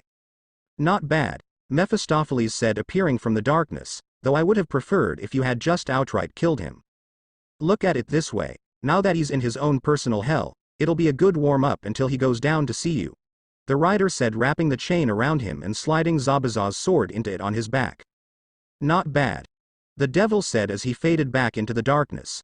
With a sigh, Naruto ended the jutsu and light began to refill the area. Naruto? Itachi asked, looking at his student. I'm fine, Naruto said with a wave of his hand. They're not. And with that, he passed out. Land of Waves Epilogue. Naruto groaned as he pushed himself up. His head felt like there was a bass drum beating in his skull. Naruto, are you okay? Kiba asked. Naruto looked up and saw him, Hinata, Kurama, and Akamaru standing over him. I'm good, Naruto said, holding up his hand to his friends. I feel like my skull's on fire, but I'm good. Everyone chuckled at the joke. Naruto tried to stand up but slipped into Hinata's arms as she helped him. Thanks. She and Kiba helped him to his feet and helped him settle him on his feet. You've been out for about a day, Hinata explained. I tried to heal you with my new powers, but I was blown away when I tried. Seeing as how your powers seem to be angel-like, I would have to guess that it was something to do with the fact that I'm Hell's bounty hunter. Naruto muttered before turning to Kiba. How you doing? Hinata's good, didn't even leave any scars, Kiba said, rubbing his neck. Not that I don't mind, but where'd the power come from? Naruto asked. I don't know, but when I felt it awaken, I heard my mother's voice telling me that I was given the power from the White City of Angels to become the avatar of heaven, Hinata said. Mephistopheles said something about avatars too. We'll have to figure it out later, Naruto said. Together, the team made their way into the main dining room. Hey Naruto, how you feeling? Itachi asked, standing up and walking next to his student. I'll be okay, Naruto said with a smile. Looking around, he raised an eyebrow at the sight of Haku and Zabuza sitting at the table. What's up, kid? Zabuza said, waving a bandaged arm. Just curious as to what you two are doing here, Naruto said, lowering himself into a chair. Well, after that blast of Hinata's knocked away Kakashi's attack, my arms were already burned by Itachi's jutsu, Zabuza explained. Not to mention knocked me out after Haku started, but found she couldn't finish. I tried to heal Zabuza's arms, but there was only so much I could do, Hinata explained.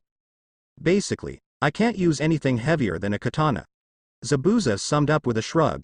So I'm still a swordsman, just a more restricted swordsman. What about your own sword? Naruto asked, looking over at the giant blade that was resting against the wall. As much as it would kill me to see it being used by someone else, it would kill me even more to see it do nothing but rust and attract dust, Zabuza said. So how about it, kid? Would you like to be its next wielder? Everyone in the room went wide-eyed and slack-jawed. Me, Naruto asked, but why, if for no other reason, you were able to use it before back on the bridge? Zabuza explained, the sword is forged out of my own heart and soul, so to speak. But I did use some of my own blood and chakra when I created it as a precaution so that no one else could use it, except you were able to. Standing on his own, Naruto walked forward and placed his hand on the blade. He felt at this time a low pulse that felt like it was in tune with his own heartbeat. I will take the sword, Naruto said. But, with your permission, Zabuza, I want to melt it down and reforge it, make it my own sword. Zabuza chuckled. I would have been insulted if you didn't ask if you could do that, kid, he said, smiling through his bandage. But what about you two? Kiba asked, looking at Haku, who refused to meet his eye. I've been talking to them, Itachi said. Even though he can't use his Zanbato anymore, Zabuza is still an exceptional ninja, as is Haku, so if they wanted, they are welcome come to Konoha and become ninjas of our village. They're both strong ninja, I have no doubt that the Hokage would turn them away, Hinata said. It wouldn't be them I'd be worried about, Naruto said. It's Danzo and that damn civilian council. What do you mean? Sakura asked, Interested because her mother was on the council. Naruto snorted in disgust. Those bastards have been making life for ninjas harder and harder, jacking up prices on equipment, making the classes so easy that they just need book smarts. He shot a look at Sakura that made her flinch slightly, and favoring certain clans. This time his eyes landed on Sasuke. Basically what Naruto's saying is that they will try to tip off the village hidden in the mist to Zabuza's whereabout in hopes of getting a reward or something. Kiba said. Of course, if they do try, it might turn to war between our village and theirs, Hinata said. Not to mention they'll have to deal with an angel, a spirit of vengeance, and someone who has the potential to become as strong as the first two Hokages. Naruto said with a smile pointing to Hinata, himself, and Kiba in turn. What makes you think you three are so special? Sasuke demanded. As a team and as individuals, they are all clearly stronger than we are, Shino said.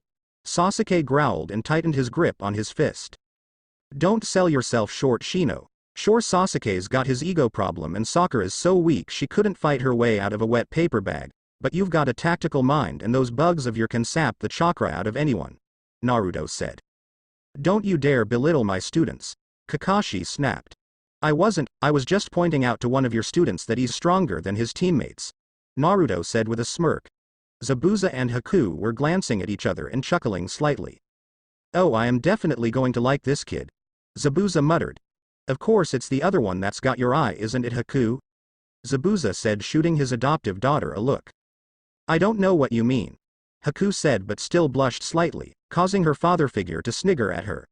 After everyone was healed up, the two Leaf teams and their new companions stood at the end of Tizuna's completed bridge. Thank you all for everything, you've given this town its soul back, Tizuna said with a smile. Now all that's left is to figure out a name for the thing, he said, scratching his head in thought. How about the Great Naruto Bridge? Inari suggested.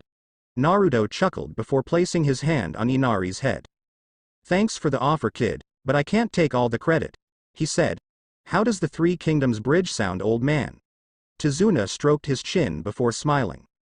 Sounds pretty good, kid, he said, bidding the group off.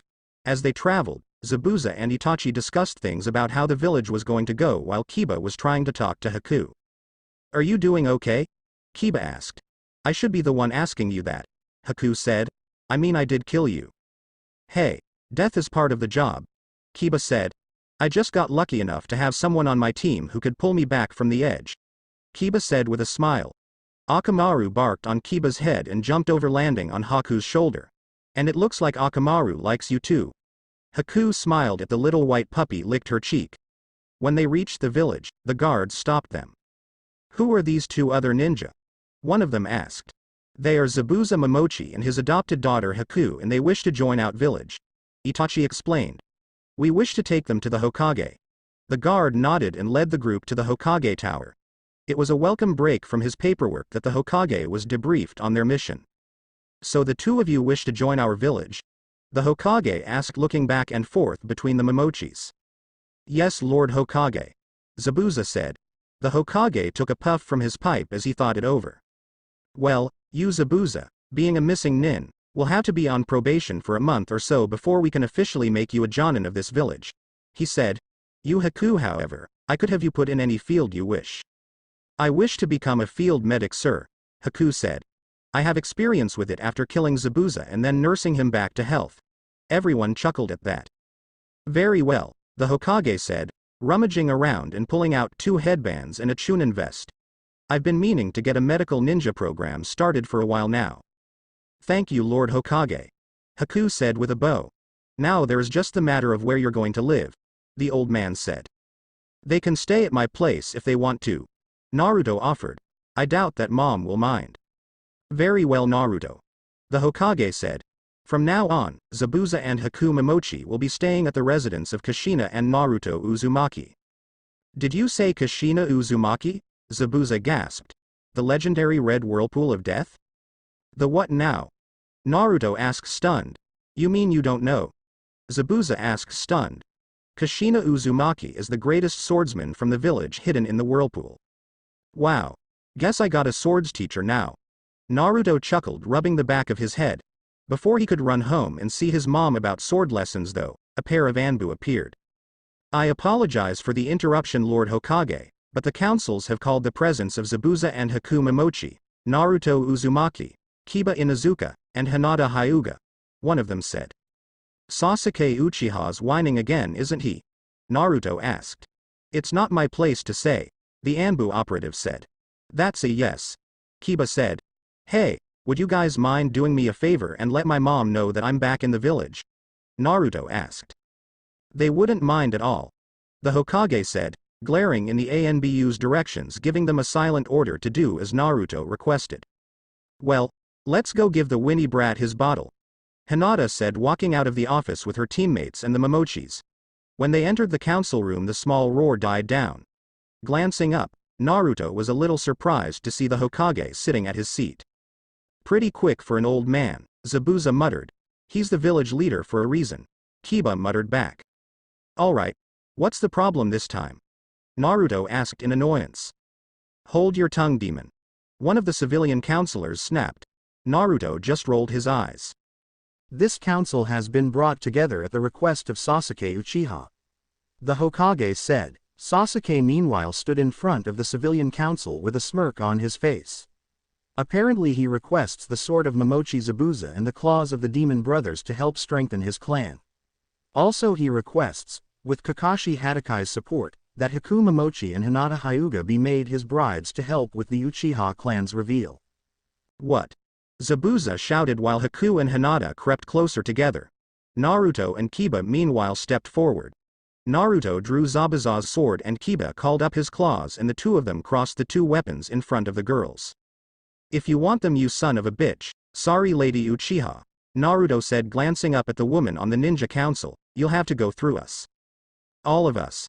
Zabuza said, joining the boys and cracking his knuckles. A moment later, Hiashi joined them as well.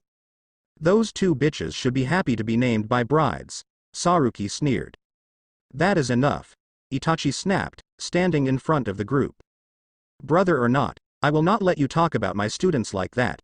His eyes snapped open to reveal Mangekyo Sharingan. These are the cursed eyes of an Uchiha who kills his closest friend. Before the Fox Rider killed them, I was forced to kill my best friend and was cursed with these eyes. Do not think that just because you're my brother I won't turn them on you, Sasuke, if it means protecting my students. All of a sudden, several Anbu ninjas appeared in the room. Do you guys really want to deal with all of us? Naruto asked. Creating two shadow clones, one with his sei, and another with his chain, while the original still held Zabuza's sword, Haku conjured a set of Senbon needles from ice. Zabuza dropped into a fighting stance, Kiba flexed his claws, and Hinata stood forward and let her wings explode from her back, causing everyone who hadn't seen them before to stare in awe. Enough. The Hokage shouted, releasing enough killing intent to drop most of the people in the room to drop to their knees. Sasuke, you have no right to claim these women as your brides because you are not the only male Uchiha left. And those weapons have been claimed or given to those who have received them.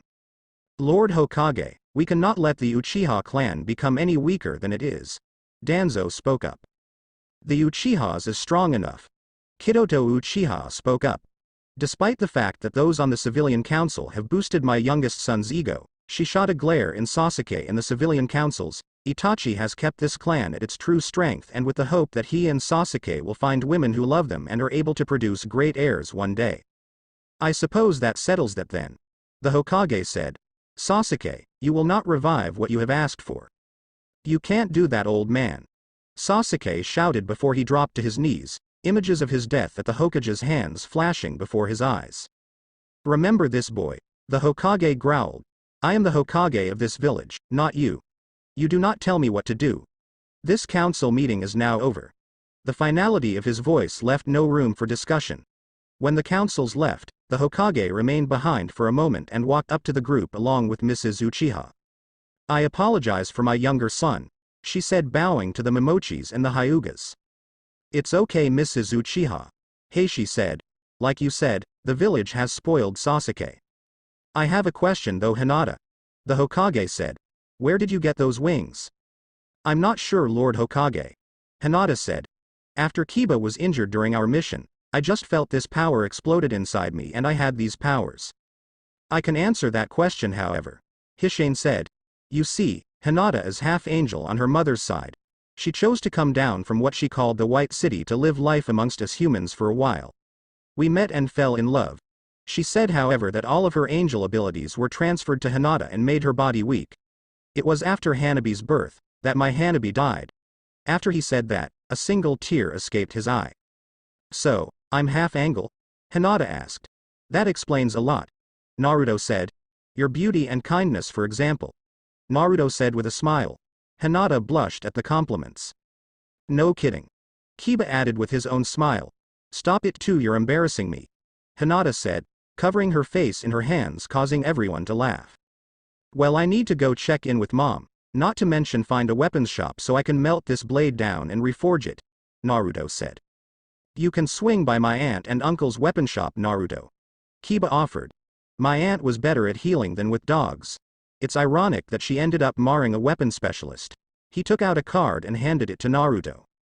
Nice, thanks Kiba. Naruto said. But first things first, I'll see you guys later.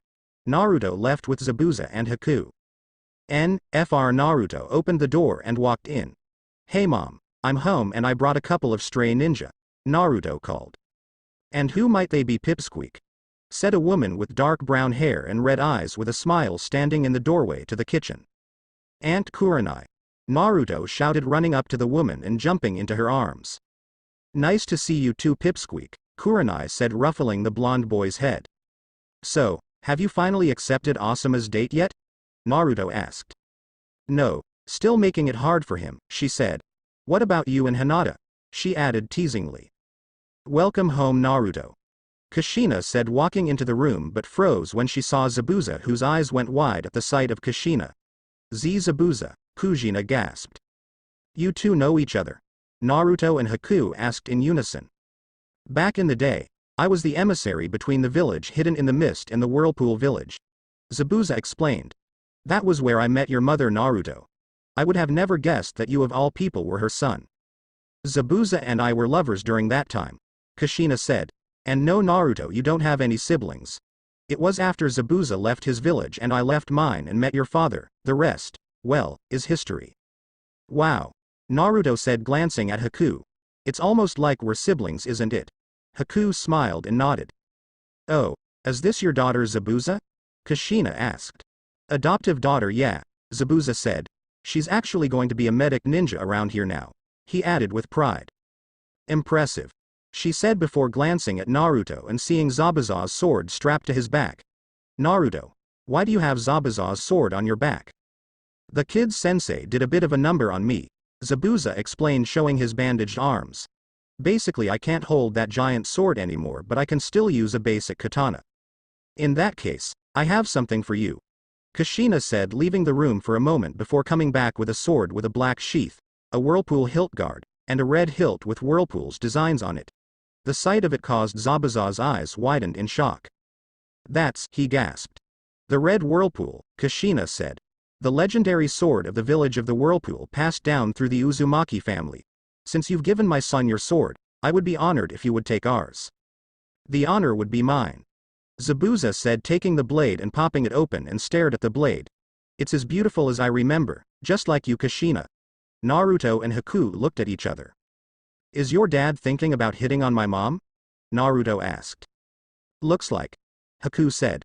Before we know it, we'll really be siblings. As long as I'm the maid of honor at the wedding, Kushina said.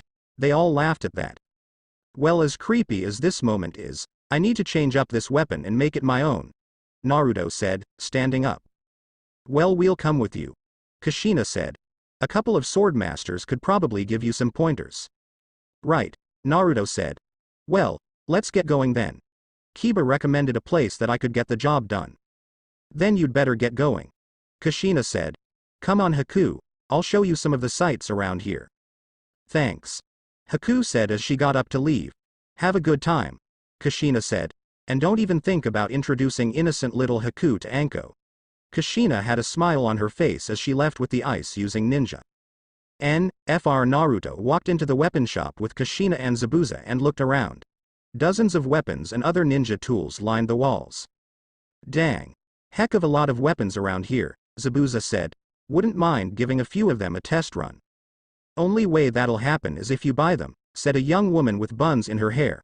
Welcome to the Amino weapon shop, I'm Tenten, my family owns the shop. Amino? As in Uruka Amino? Naruto asked. That's my dad, Tenten said. Do you know him? He was my favorite teacher back at the academy, Naruto said. And this also explains why he would never go out with my mom on a date. You always did try to set me up with him, Kushina said. Oh yeah. You're Naruto Uzumaki, right? Tenten said. Dad would always talk about you. Well, what can I do for you? Well, I need to melt this sword down and reforge it, Naruto said, placing Zabuza's sword on a nearby table. At the sight of the weapon, Tenten's eyes widened in surprise.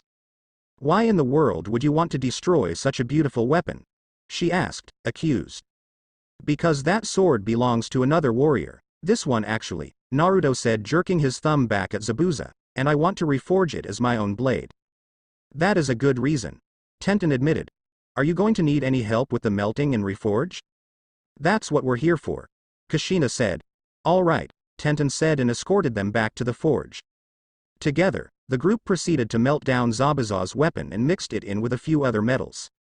Naruto had a few ideas for what he wanted to do with the new weapon. For a while the group worked tirelessly until they finally completed the weapon. When they finally finished it, they worked for a week with Naruto's shadow clones to master swordsmanship. When it was all over, Naruto smiled. With everything they had done, Naruto now had a special set of swords that were capable of combining into a single Zanbato. And I thought it was amazing before, Tenten said, eyes wide and practically drooling. Let's see what this bad boy can do in action, Naruto said with a smile. Shadow clone jutsu. 5 other Narutos appeared. All right boys, Naruto said, popping his 5 other swords out towards his clones. For a few minutes, the group battled other with the blades alone before they started to use the special features that Naruto had thought up. The original split his 2 swords in half and charged at the one of his clones whose sword was more of an edge of a sword with a handle. Said clone swung his sword and it separated out like a whip. Naruto blocked it with one blade before running the clone through. The next 2 clones to attack extended the hilts on their swords and flipped the blades down, making them scythes. They swung them at Naruto, who used his 2 swords to block them and swung his swords, lashing out with one wave of wind and one wave of fire, blasting the 2 clones into smoke. The final 2 clones just lengthened their swords into spear and lunged at Naruto. Swinging his swords, Naruto forced the blades into the ground and slid the swords up the lengths of the shafts before slicing the clones' heads off. Not bad, kid, Zabuza said, applauding slightly. That was impressive, Naruto, Kushina said. Your training's paid off. Well, when you're being trained by the best, Naruto said in an offhand manner as he reassembled his sword. Looks like things just keep getting more and more interesting around here. The Chunin exams. Naruto and the others sat on logs after a harsh training session with Itachi. Naruto, with the help of the new Anbu agent Zabuza and his mother, he had become a fairly decent swordsman. Hinata had also developed a rather impressive array of abilities with her new angel abilities, including the ability to heal, although she still couldn't heal Naruto because of his demonic connection, as well as flight and the ability to fire waves of light like a long ranger version of her gentle fist. Kiba had also made a lot of progress with his skills. After working on increasing his chakra reserves, he had been able to perform a few low-level wood-based jutsus. Itachi looked up after his students had finished their exercises to see a hawk flying overhead. Looks like it's time, Itachi thought. All right guys, I've got to take care of something, so feel free to do what you like for the rest of the day. And with that he disappeared in a puff of smoke. What do you think Itachi-sensei needed to take care of? Hinata asked. Who knows? Kiba said. I wouldn't mind getting some chow though. I'll second that. Naruto agreed. Making their way to Ichiraku but paused and glanced behind them to see a perfect square following them. Naruto glanced over at it before looking at his teammates and smirked. Hey Kiba. Bet you a bowl of ramen that one can fling that rock to the Hokage monument, he said. Kiba glanced at the rock and smiled as well. Alright, I'll take that bet, Kiba said. Naruto smirked and pulled his chain off his chest. Wait. Konohamaru shouted, jumping out of the box with his best friends Mogi and Udon.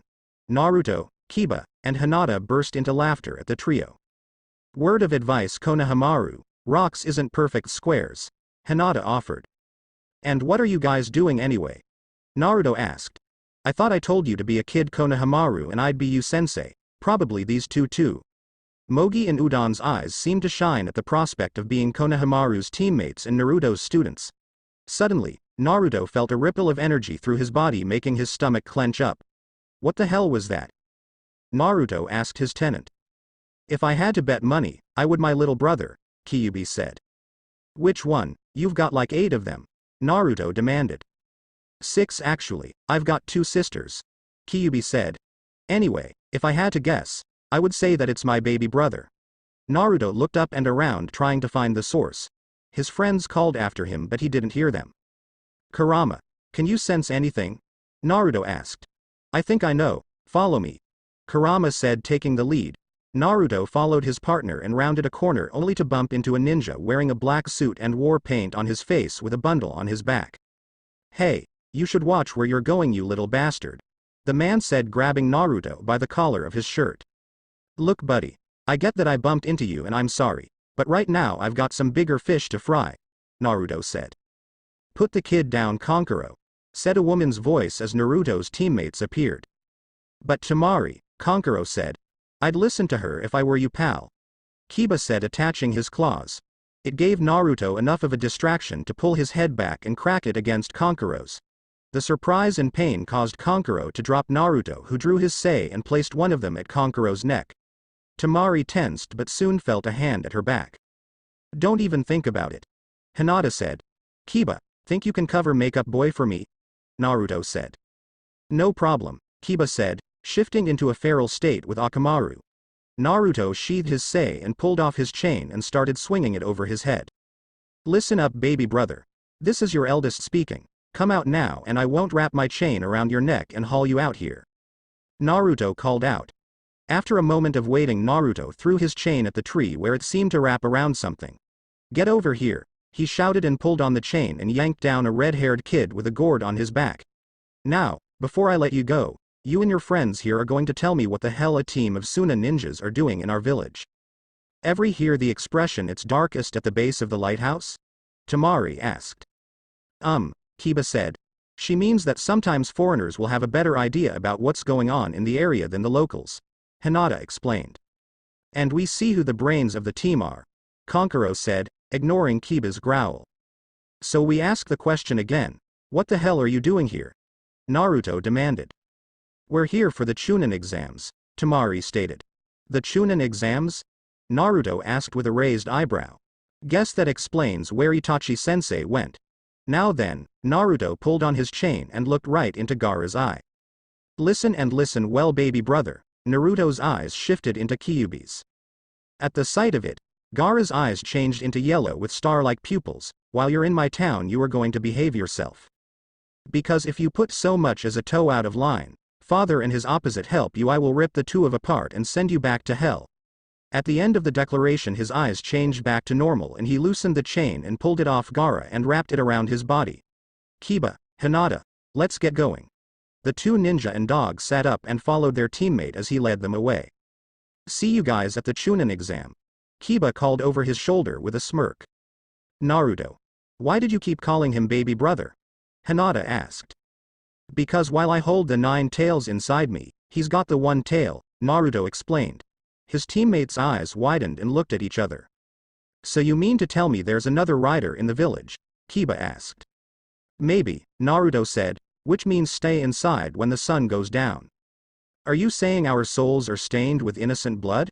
Kiba asked. No, I'm saying better safe than sorry, Naruto corrected.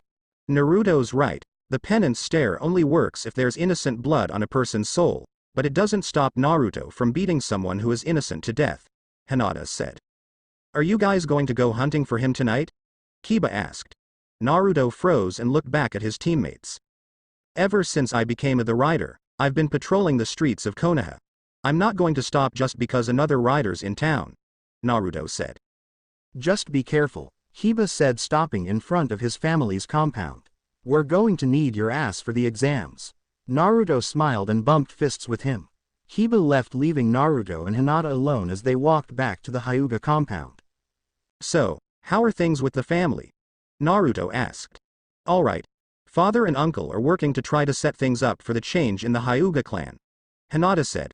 The two of them were a little awkward around each other. How are Haku and Zabuza settling in with you and your mom? It's all right, although I think Zabuza and my mom are flirting and it's freaking me out a little bit, Naruto said, shuddering. Hinata giggled. Well, if your mom's happy, Hinata said. Yeah, Naruto said. Slowly, Hinata's hand reached over and slid her hand into Naruto's. He blinked and looked at her. She was looking away, trying to hide her blush. Naruto smiled, and a minute later, they were in front of the Hyuga compound. Well, I guess I'll see you tomorrow, he said and started to turn away. Naruto. Hinata cried. He looked back to see Hinata come up to him and kiss him on the cheek. Be careful. Before Naruto could recover, she had already disappeared back into the family compound. Wow. Naruto said. Naruto and Hinata sitting in a tree. Kissing, Kurama sang. Naruto glared down at his partner and cracked his knuckles. I'd start running if I were you, ya little furball. Naruto shouted and started chasing after his fox companion. By the time Naruto caught Kurama, night had fallen. Come on, buddy, we'd better get back home, Naruto said as he turned towards his house. He froze, however, when he felt it, a burst of hell-born energy. He immediately burst into his own hellfire and Kurama followed suit. Let's ride. The rider growled, climbing onto Kurama's back, and the pair took off towards the source. A short while later they came across a slim skeleton, blue flaming skeleton garbed in a blue dress. Lying at her feet was a man suffering apparently from the penance stare. Kyubi, Naruto said, leaving the question unsaid. Baby sister Nibi, Kyubi replied. If Naruto had had eyes at the time, he would have rolled them. Hello, little sister, Naruto said, grabbing the second rider's attention. Her flaming head whirled around before landing on Naruto. You're a rider too? She asked, her flames receding and her skin and hair regrowing. Had the 9 tails stuffed in me, Naruto said, having changed back when she had. I'm Naruto. You Gato. The girl replied. I've got the 2 tails. Naruto approached her, though his hand was close to his side just in case. Why did you use the stare on that man? He pulled a knife and tried to rape me, Gato said. I burst into flames on impulse and then I felt his guilty soul and gave him the stare. Naruto looked down at the man and recognized him as one of the council. One Naruto always got a feeling around but could never find him in his shadows. I'd buy that, Naruto said. Well, I don't mind if it was in self-defense, but I'll tell you the same thing I told our little brother. If you cause trouble on my territory, I'll end you. Little brother, you mean the one Tails is here too? Gato asked. Naruto nodded. Wow, 4 of us in one village. 4? Asked Naruto, narrowing his eyes. I hold the 8 tails, said a new voice. Naruto spun around to see a large skeleton in rust-colored flames sitting atop a flaming 8-tailed ox. Be sensei, Gato whispered. Geez, close to half of us in one place. I hope this isn't a bad sign, Naruto muttered to himself. Hey little brother, Naruto shouted, earning a glare from the 8 tails rider. I told the 1 tails, and I'm telling you, while you're in my village you'll behave yourself or else. Or else what, your little brat? B asked. Naruto responded by bursting into flames and returning the elder rider's glare. Use your imagination, Ox Rider, Naruto replied, turning to Kurama, who had never left his hell fire form. Let's ride. Naruto mounted Kurama and the pair took off, leaving the other 2 riders in their wake. The next day Naruto walked up to his teammates yawning. Busy night? Kiba asked, catching sight of his best friend and rival. Not in the way you might think, Naruto said. Gaara's not the only other rider in the village. Hinata's and Kiba's eyes went wide with shock. Who else is here? Itachi asked. The 2 and 8 tails, Naruto said. Their names are Gato and B. They're the Jinchuriki from Kumo, Itachi said. Hinata gasped. Naruto placed a comforting arm around her shoulder. Don't worry, Hinata, he said, we're not going to let anything happen to you. Definitely, Kiba agreed. Well, I'm sure this might have heard by now, the Chunin exams are taking place in the village this year and I've recommended the 3 of you to take it, Itachi said, pulling out the necessary forms. The trio smiled as they took them and looked at each other. Take these forms to room 302 this afternoon by 3 o'clock. He disappeared, leaving the trio alone. So you guys want to do this? Kiba asked. Hell yeah. Kiba shouted, punching the air with his fist. Hinata meanwhile nodded. Then let's meet up at the school in 1 hour so we can get our weapons and stuff together. Pack everything you think is necessary, weapons, and first aid, whatever, Naruto said. Right, Kiba said and took off with Akamaru. Hinata meanwhile hung back a bit. So, about last night, Hinata started. In my defense, it was my first kiss and I wasn't really ready for it, Naruto said. Hinata giggled at him. No, I was just wondering if you were mad that I just kind of surprised you with it, Hinata said. No, of course I'm not mad, Hinata, Naruto said, walking forward and holding her chin in his hand. I was actually wondering if maybe you could try it when I'm actually ready for it. Hinata blinked in surprise as Naruto leaned over and kissed her deeply. Hinata, startled at first, leaned into the kiss. A minute later the pair broke apart smiling. We should probably get going to get our stuff, Naruto said. Right, Hinata said, and the pair took off towards their respective homes. Don't say one word or else mom's getting a new scarf, Naruto growled at his partner, and that includes Akamaru. Hey, I wasn't going to say anything, Kurama chuckled. Naruto rolled his eyes as he and Kurama made their home. Hey mom, I'm home for a bit, Naruto called. Hey there sweetie, stopping by before the Chunin exams? Kushina asked her son. No surprise that you knew about it, Naruto said. I'm just dropping by for a bit to get my gear together for the big event. Naruto moved around his room collecting his sword, his chain, and various wrappings for injuries. He paused when he came to his father's kuni. Hey mom, he called, walking into the living room. Did dad have a special holder for his kuni? Kushina looked up at him and smiled. Wait here sweetie, Kushina said, walking back into her bedroom. A couple of minutes later she came back in with a white kuni holder decorated with flames at the bottom of it. This was your father's. Naruto took it in awe and held it. I know your father, wherever he is very proud of you. She hugged her son tightly. Be careful, the Chunin exams are extremely dangerous. People have died in the past during it. If it's that bad then dad'll see me a lot, Naruto said. Kyuubi's old man told me dad's been working as death. Still, be careful sweetheart, Kushina said, kissing his cheek. I don't know what I'd do if I lost you. You're not going to lose me mom, Naruto said with a smile. I'm too damn stubborn to die. Kushina smiled with her son. I used to tell you dad the same thing, Kushina said. It's so weird hearing you say it because you look so much like him. I may have gotten my looks from my old man, Naruto said, strapping on his dad's old kuni holder in exchange of his own and loading it, but everything else came from you. Good luck Naruto, Kushina said and looked down at Kurama, and you'd better take care of him or else I'll make you into a scarf. Kurama kind of gulped and nodded. Naruto smiled and turned to Kurama. Let's go partner, Naruto said, and he and his partner took off running to the academy. An hour later the pair arrived at the academy at the same time as his team. Ready to go Foxface? Asked Kiba. He had foregone his original coat in exchange for a white shirt and black shinobi pants and sandals. His gauntlets hung at his sides on straps that crossed in front of his chest. You really need to ask Fido, Naruto replied with a smirk. Then he turned to Hinata and nearly had a nosebleed. She was garbed in a skin-tight black ninja uniform that showed off her every curve. Hinata, wow. You can gawk later Naruto, Hinata said with a wink, after we finish with the exams. Right, Naruto said, shaking his head to straighten himself out. Let's get to work. The trio started to make their way into the academy and towards the necessary room. Before they reached the room, however, they found a large group of people around the second floor at a room marked 302. Genjutsu?